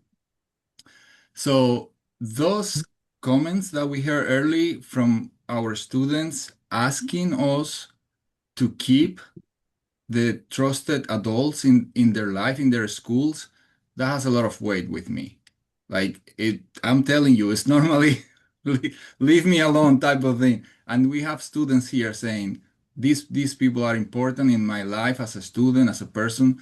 So I know that you, for example, at some point you share with us some statistics that show that comparing what we are going to have in fiscal year 27 with what we had in fiscal year 2019, where it's we are going to have even a better ratio of student to teacher. I think it will be 10 to 1 in next fiscal year. Correct. Yeah. My question is that um, reality talking about homeroom teachers, or is that talking about in general the adults in the system? Yeah, I really appreciate the opportunity to clarify that. The 10-to-1 ratio that I referred to in the school's presentation or the other presentation, I apologize, is it's all teachers. So it includes all of the sort of all the homeroom teachers, but it also includes all of the ESL support, special education teachers, art teachers, music teachers. So, the class size in a homeroom will be closer to 20 in elementary schools, will be closer to sort of 25 to 30 in high schools, depending upon need. And um, but the overall ratio of teachers to students across all types of teachers will be 10-to-1. That will vary by school. Um, at a school like some of our exam schools that have lower rates of students with disabilities or multilingual learners, the ratio will be a bit higher, a few more students per teacher. At the Carter School, which serves students entirely with disabilities, the ratio is a lot lower, a lot fewer students per teacher. And so, each school has its own ratio. Um, and while we didn't give an exact ratio for every school in the budget book, we do have for every school the number of teachers and the number of students projected. So you can sort of, if you're curious about any individual school, you can look at that ratio from those materials. Thank you. Yeah, I'll take a look. My other question is regarding the Office of Multilingual and Multicultural Education. We had a conversation about it's a 25% cut in their staff. You explained to me that many of these positions or several of these positions has to do with the compliance reporting that was needed from the schools so we have the data needed to see how we are doing with our multilingual students.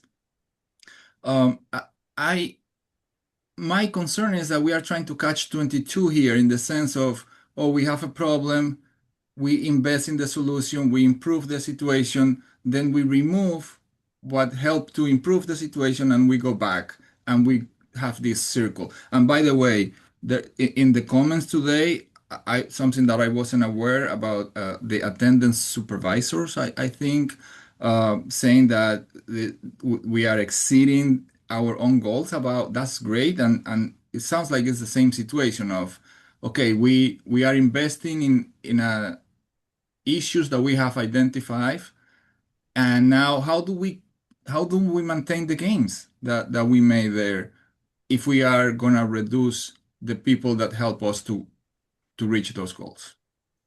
Yeah, I mean, thank you so much for that question. And I said something to you when I was talking to you yesterday, potentially on behalf of the superintendent. I did have a moment to catch up with her today and confirm that I spoke correctly, um, which is that, for the Office of Multilingual and Multicultural Education, right, the staff we're reducing, we are very confident we're going to be able to maintain the level of service in our schools and with our families.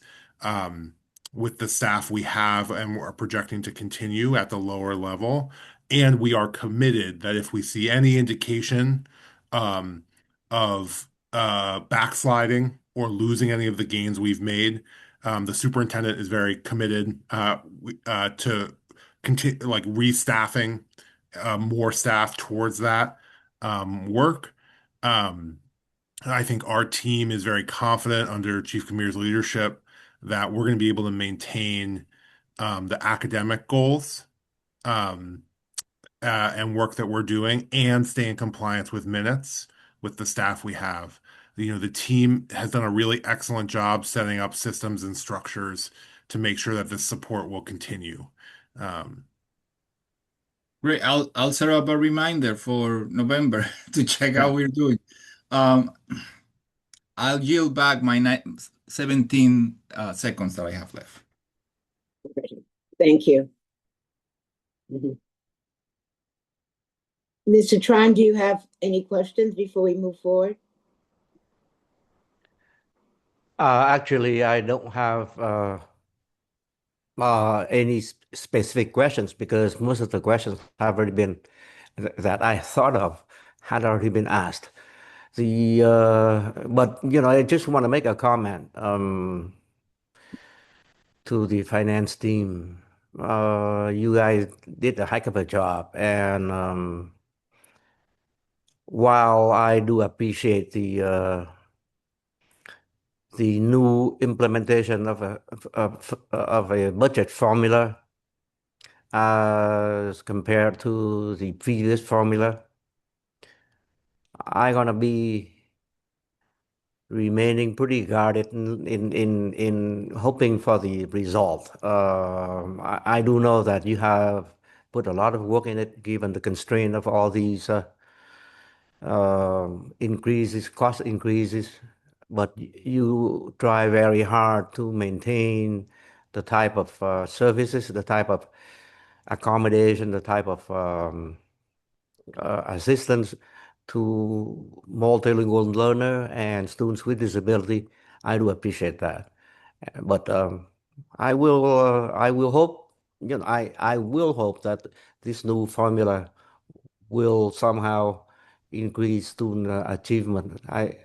Let's see. Let's hope at the end of the year and see how it is. But overall, you guys, I just want to convey my gratitude to the team. You all did a heck of a job. Thank you. Thank you, Member Tran. I hope we're there to deliver the results when we look at it together next year. Okay.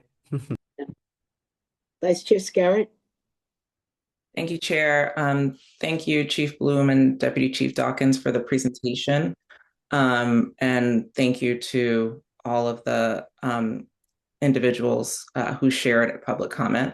I think this is it's painful when we have cuts this significant. I think that the testimony this evening and at previous budget hearings really underscores the personal implications, both for the staff involved and for their students and colleagues at their school communities. So I know my colleagues spoke to this as well, but we absolutely hear it and understand. And to that end, I think, it's really incumbent on us on the night of the central office cut presentation to really inquire around the process to ensure that all was looked at in terms of what could be cut at central office. And I appreciate the superintendent's reminder that there have been previous years of cuts. That's important.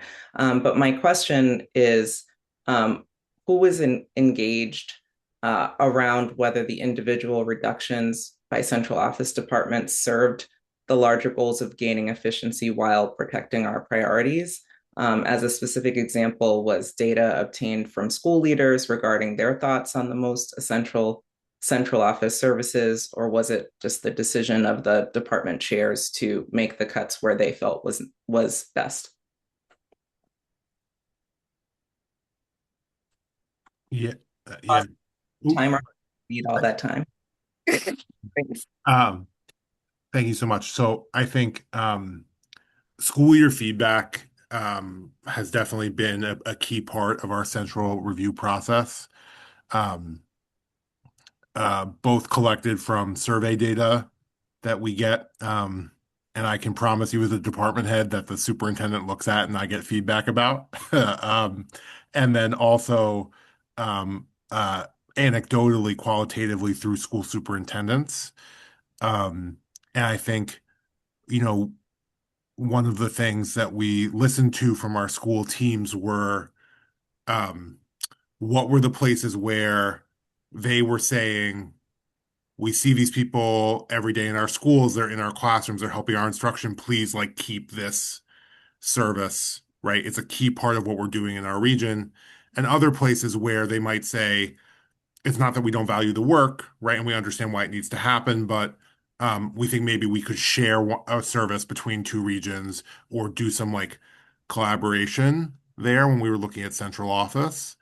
Um, and so that was sort of one sort of school-based, it was very focused on, those positions that the schools have the most contact with. Um, on the flip side, all of our department heads were asked to look deeply at the services they provide and think about, is there any way to provide this work, more efficiently or effectively? Um, I give the example of my team and, we had expanded our work on our grants team. Blair talked about it earlier, to try and meet some goals. And we've been meeting those goals without needing one of the positions. And so we're going to be reducing that position. Um, I think, uh, and then I'll just say the superintendent and executive leadership uh, was really deeply involved in looking at all parts of the organization, and in some cases, sort of would go back to the department and say either, no, this isn't a reduction we can do, like this programming or work is too important, or would you come back and share some data for us or look at some part of the organization more deeply um, to think about what's possible for reduction. So that was sort of a little bit more about the process we went through.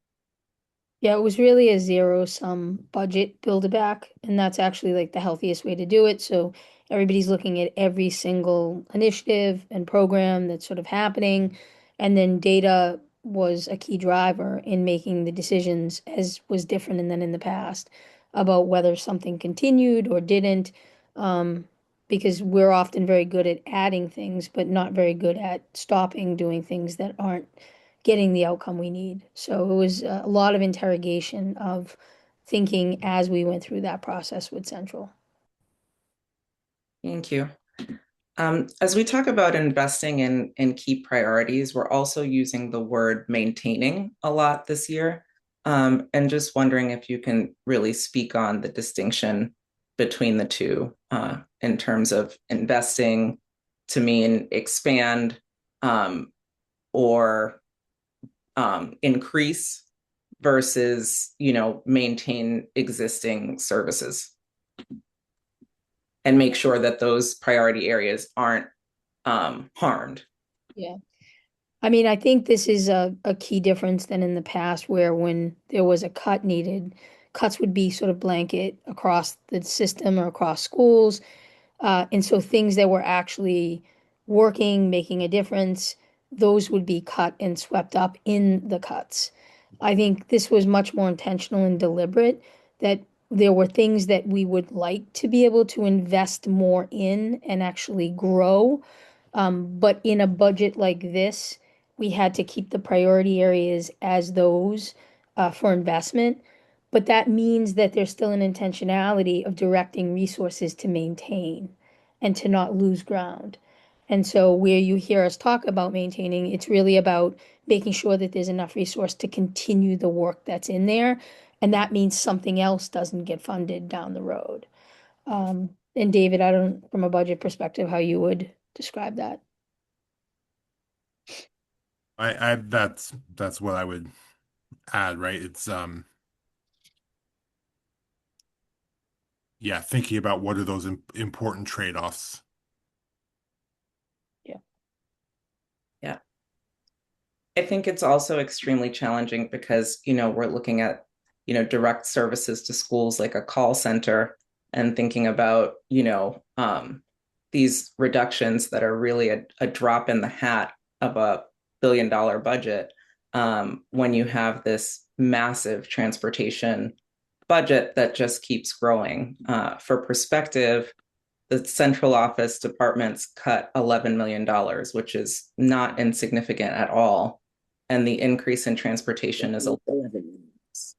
So when is the conversation beginning around rethinking how we can reinvest in direct school services? We're defining transportation as a direct to school service for understandable reasons, but it definitely doesn't impact outcomes.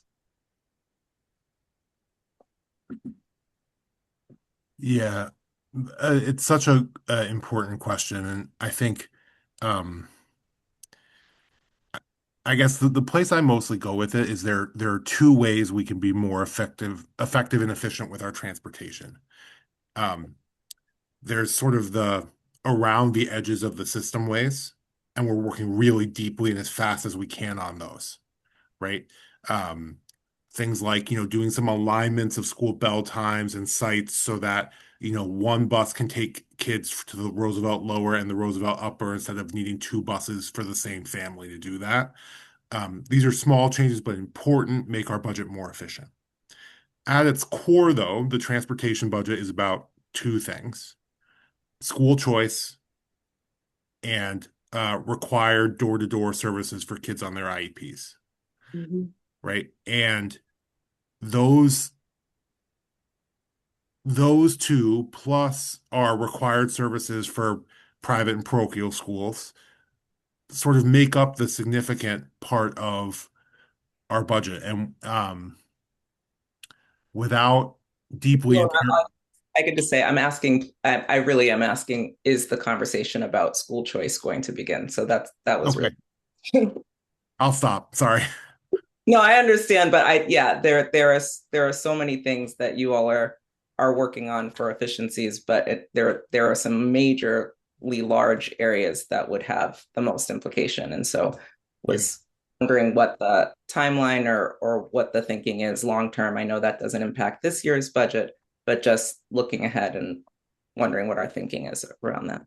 Yeah, so I think the answer to that is yes. However, the inclusion plan and the full implementation of it, the long-term facilities plan and the continued optimization of schools in regions, and we would add bilingual, right, as bilingual and dual programming or programming in general. Like these are all of the things that impact access. And in order to really talk about choice, we also have to we have to be assuring families that there is proper access near where they live. So I think yes, that conversation has to happen, and for it to happen, we need to make sure that those other things are near complete or moving in that direction, and that the high quality and experience seats are prevalent in each of the regions. And that's why I think those three things sort of are the tension points of getting those high quality seats to be everywhere in the regions. That then opens up access for our families. That then really allows us to be able to talk about choice. And it's in choice and giving services closer to home that we can start getting kids off buses. We can start cutting down the length of the ride that a student has to be able to get those services. The good news is that has never been a conversation here. And so it's been talked about, but we've never seen where that's a possibility. Now with these long-term plans that are now short-term, right, and coming into fruition, we will get to the point where we can actually be realistic about that happening, Vice Chair. Thank you. I appreciate that. Think about the long view and long-term planning, the long-term facilities plan, and the upcoming strategic plan. Can you or the team just speak to how those intersect and when we as a committee and the public can imagine some sharing of the strategic plan and how annual measures and targets will, whether there'll be an element of that. As you know, I know we've heard many folks asking around that question. So Yeah, and so the exciting part to this is April 15th. It's not exciting because it's tax day, but it will be exciting because it will be on April 15th that we will be co-presenting the strategic plan alongside a newly developed and amazing opportunity achievement gap policy for the school committee. And it will really be those two things which will wrap the metrics around. School committee will be getting previews of those, having conversations around those, giving input to those, as will the field. And we're really excited because that is really going to be our North Star as we think about where we're going and need to go, and will continue to be the North Star for resource. So, April 15th, tune in. great. And just hearing about some of those relationships that have been formed between students and provisional teachers across the district. Any updates on efforts to preserve some of the diversity gains and qualified hires that we've made over the past few years of provisional teachers in the face of the school closures and, you know, the necessary protections, of course, of our permanent teachers? Yeah, so this is an area that the Office of Human Resource Capital is really working hard on. In the schools that are closing, for instance, we've been doing teaching days where principals go out with their vacancy lists. They observe and watch staff, interact with staff so that they can make offer and be able to, have teachers that have been very vested and are in the system, but their school or grades may be closing or configuration might be changing, to be able to keep staff in there. I think you heard David talk about, we're doing a lot of work around certification. Remembering that there's lots of reasons why a teacher may not, at the time of the budget, may not have that reassurance. Some of it may be the position's eliminated, but more often than not, it may be because they're still working through certification. And that's something that our OHC office is very much invested in, making sure we're doing everything from MTEL prep to helping them organize portfolio for their certification, whatever it's going to take. I think we said at the start to principals, this is a year that we don't want you looking to the outside of the BPS. We really want you to be hiring from within and keeping the talent that we've gone out and recruited, particularly, our staff who are diverse and with language, multilingual. That is capacity that we want to be able to keep within our system. Thank you. And my last question, to my colleague's good point about making sure that the information is accessible and digestible by the public. I was wondering if Chief Bloom or Deputy Chief Dawkins, you may want to share a little bit about the distinction between central office required cuts to school budgets and school leader or school autonomy, because school leaders don't make those decisions in isolation. They work with their school site councils. But as we hear public comment about very specific positions that have been eliminated, I think it might be helpful for folks to understand how those might get decided and what is determined at the school versus the district level. Yeah, I'd be happy to help clarify that. So, at the district level, there are two sort of main types of changes that would be sort of passed on to schools. The first would be some of our positions that are allocated based on certain ratios of students to staff, where a school might go from having a coordinator of special education in their building 4 days a week to having one in their building 3 days a week. So we would sort of change that allocation. The school would be expected to update their budget to match that. And the person would then be paired with a different school for the remaining days. Similarly, for enrollment-based reductions, we would say, okay, well, you're going from 20 homerooms down to 16. That would be a sort of district-led decision. At the school level, there's a lot of discretion around the types of specialty courses or elective courses that are offered in a school, which foreign languages are offered in high school, whether we're doing art, music, theater, dance, or other types of specialties at of the elementary level. And those decisions are happening at the school level in collaboration with the school leadership and the school site council. The last type of school-based decision is staff retention decisions. So a number of positions that are staff who have been informed about losing positions are losing their positions or because the position no longer exists, right? There are fewer classrooms, so that teacher doesn't have a place in that school anymore. But there are other teachers, mostly provisional teachers, who are being non-renewed, either for licensure reasons, and that comes from the district, right? Your teacher doesn't have the criteria to keep their position for another year, or for a school-based decision, um, any provisional teacher in their first 3 years, the school team can determine that teacher should not be continuing in the community.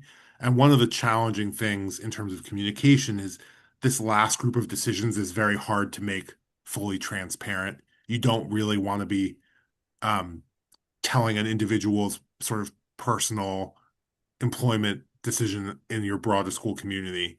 And so it can sometimes be hard to clearly communicate, especially with students, what's happening with an individual staff member, which of those sort of buckets they fall into. Thank you. Mhm.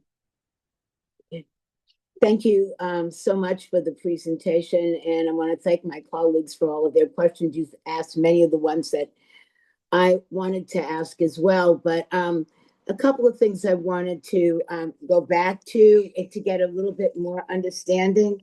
And one of the commenters this evening talked about the 9 staff cuts to the Boston Pre-K support program, that they're down to 2 social workers, and knowing the whole issue around giving our kids the strongest start. Can you give me a little bit more understanding of those positions and why Yeah. that number of changes?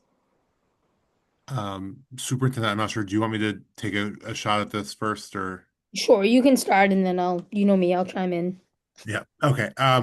So we're doing a little bit of a restructure to the way we're providing services to students in our pre-K programs. Um, as you heard earlier tonight, historically, we've had a team of staff dedicated to those community-based providers, moving sort of all over the city between these different schools, and providing services embedded in those.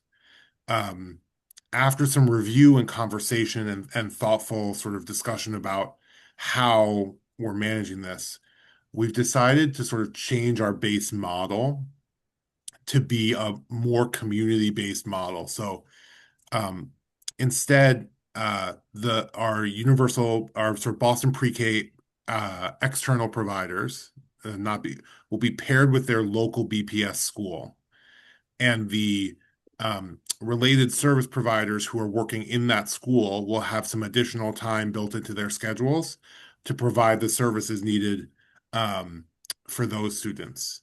And so that will help reduce travel time for staff, be more efficient and effective with the way we're using our resources, and we think will be better overall for the system.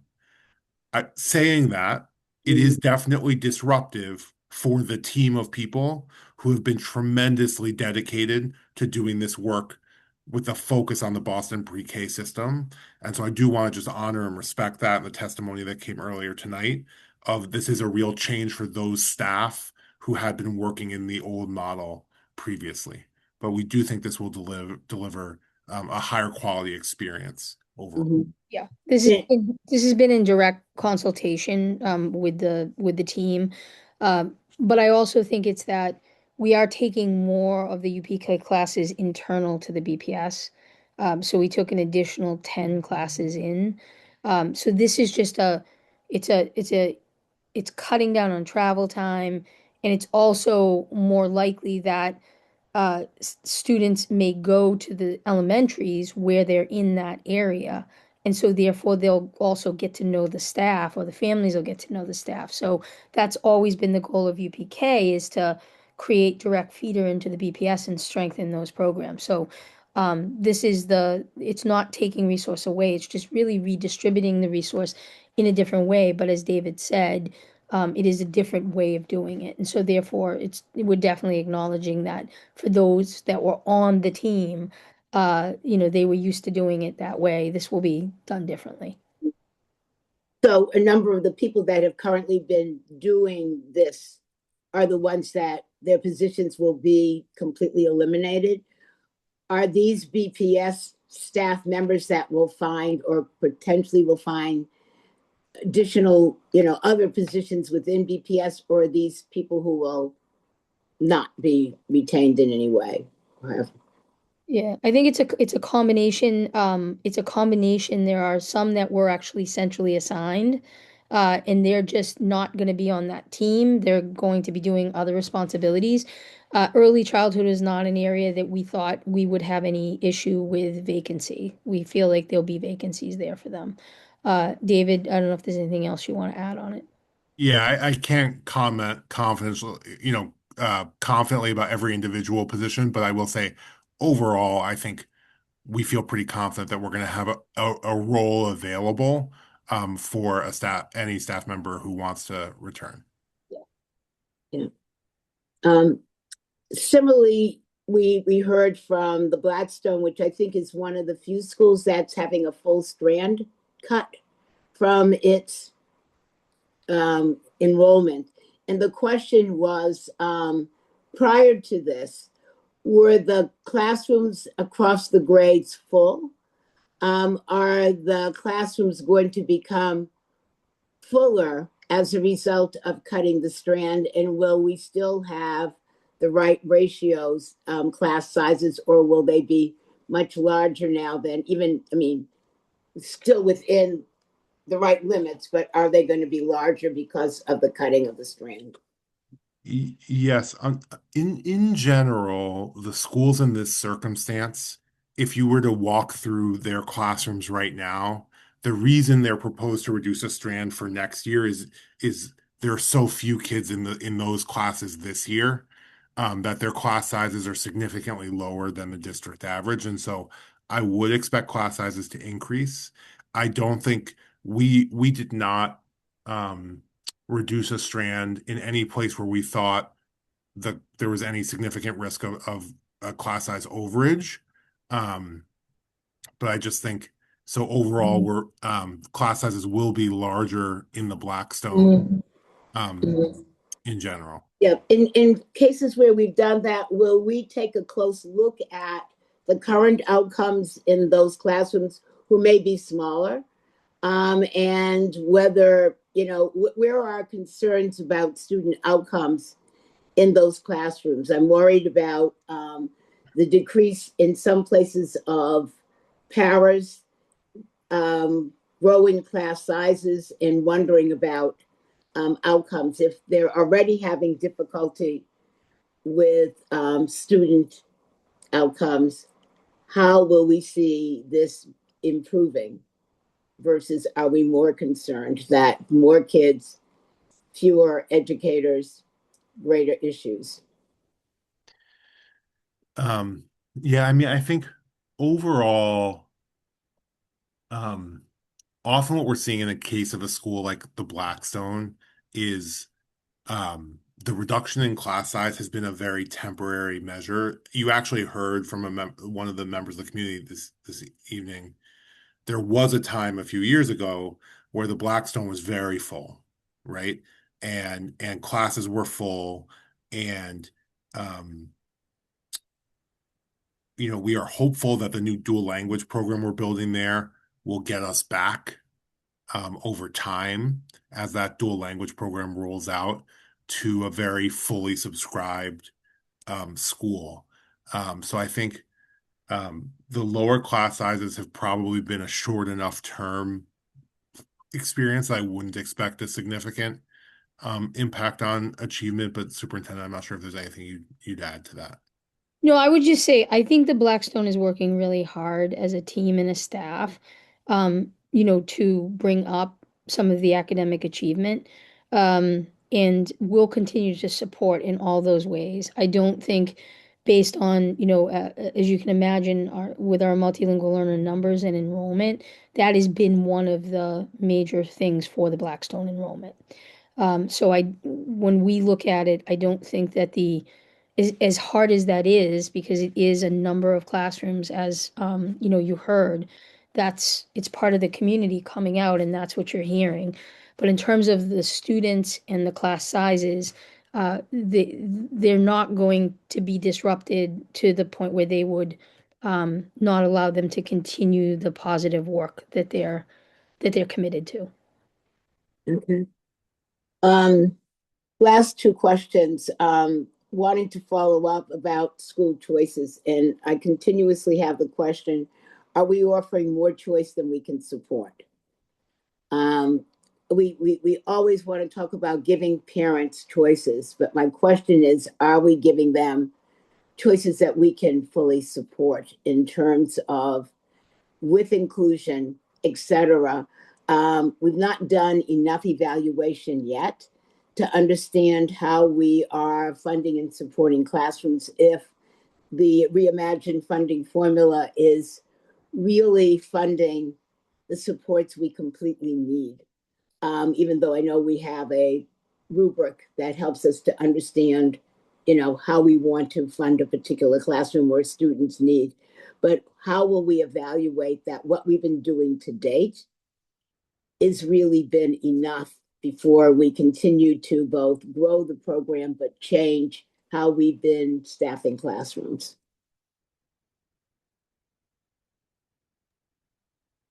So, I think it's a complex question, right? First, Chair, um, everything ultimately gets measured on student outcome, right? That is our business, right? Is kids learning.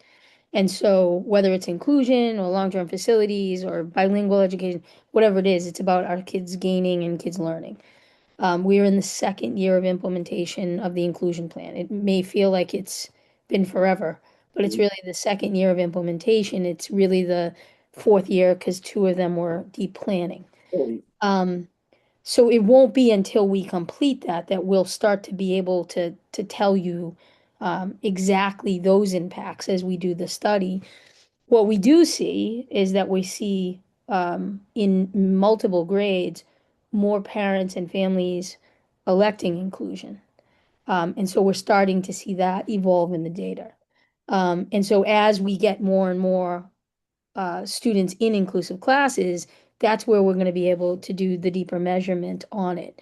At the same time, year to year, we'll be coming out with our academic data. And so we'll be able to as much as possible, correlate those two things. And that's whether that's academic data, whether that's access data.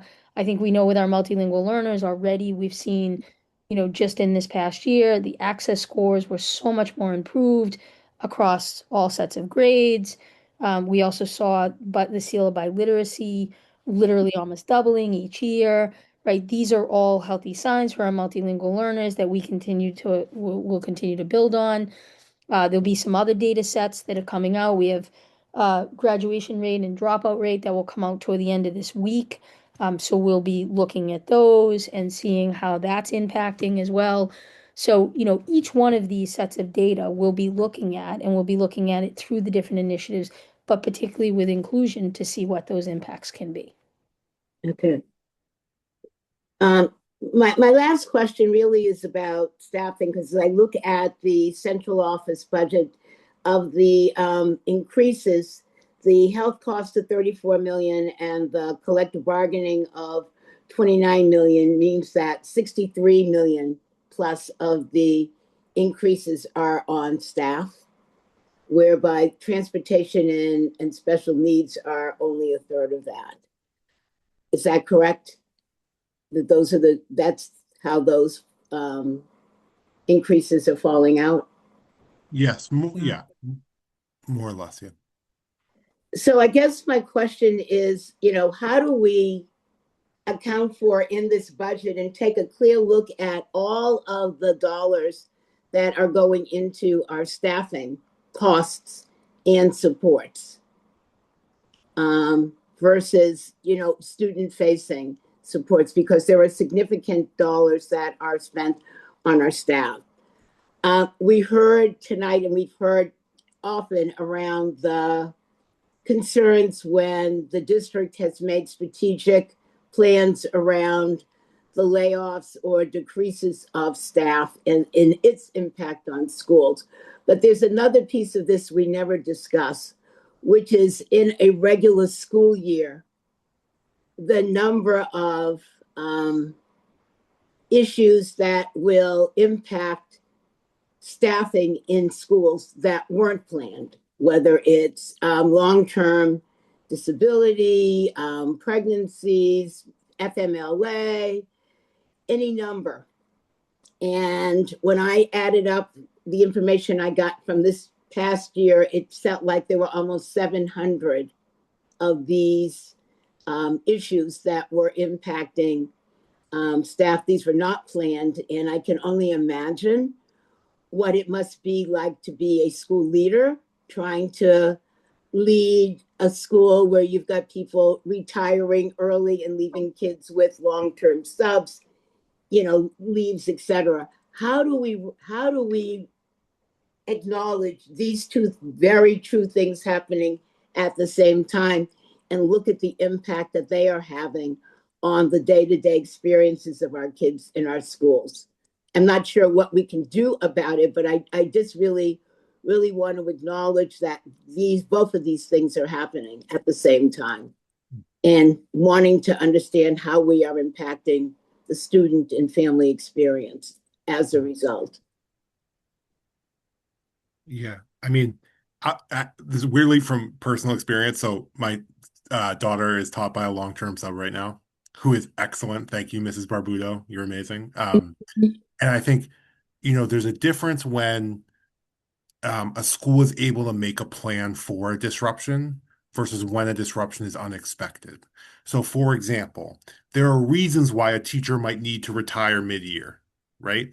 There are some real reasons there. And a significant number of our staff who are retiring will take advantage of our early retirement incentive or early notification incentives, or work with their school leader to say, look, for this reason or that reason, it makes sense for me to retire in September or October. And then we have a process where we work with that school so that they can do an early hire to help fill that seat. And they don't, even though one of those changes you just described, Chair, happened, they don't disrupt it. So in my daughter's example, right, the woman who would have been her teacher knew she was due to have her baby in the early fall. And so they had a plan for the long-term sub and a orderly transition.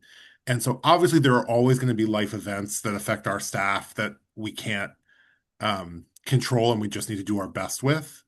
But when we have the opportunity to work collaboratively with staff to make a plan, that's where we have the best experience for our students and families. And so I think the main thing we've been working on with our union partners and others in collective bargaining is how do we create the right set of incentives to make sure that we're making this a predictable and clear process as much as possible for getting, that information together to support, our schools and building the right experiences for kids. Great. Thank you. So those are all of my questions for this evening. And if there's nothing further, Mr. Tron? Not a question, but just a request for data. Superintendent Skipper mentioned that since the inception of inclusion, there is an increase. Maybe last year there was an increase. I would like to have the data on how substantial was that increase. That's one. And was the class, the two groups of students that I have certain interest in, the multilingual and students with disability. Did they, those two classifications of students increase as well, and how substantial is it? I like to have that kind of information, just Great. for. You definitely get you. I think for the students with disabilities, it was, I believe it was a 10% increase. David, you can correct my memory, but I'm pretty sure it's a 10% increase. Right. And it was at the particular grades that we had first rolled. So it would have been like K2, K2, 1, 7, 9, I believe. Yeah. And one of the data point that was most striking to me was we went from under 35% to over 45% of our new placements from early intervention were for inclusive settings versus some Okay. separate settings. So that's a really big shift Yes. in that. So that was super exciting. And that's only in year one, right? That's, hopefully that will continue to grow as we get better at it as a system. Well, we'll pull that together for you, Membertron. Thank you. Great. All right. Again. All right. If there's nothing further, I'll entertain a motion to adjourn this budget hearing. Our final remote budget hearing will take place on Wednesday, March 18th at 5:30 p.m. Thanks. That concludes our business for this evening. And if there's nothing further, I'll entertain a motion to adjourn the meeting. Is there a motion? So move. Thank you. Is there a second? Second. Thank you. Is there any discussion or objection to the motion? Hearing none, Ms. Parvix, will you please call the roll? Thank you, Chair. Dr. Alkins, Yes. Mr. Peralta, Yes. Ms. Polanco Garcia, Yes. Ms. Torres, Yes. Ms. Tran, Yes. Ms. Garrett, Yes. and Ms. Robinson. Yes. The meeting is adjourned. Thank you all and have a good night. Good night. Buenas Thank you, everyone. noches. Thank you.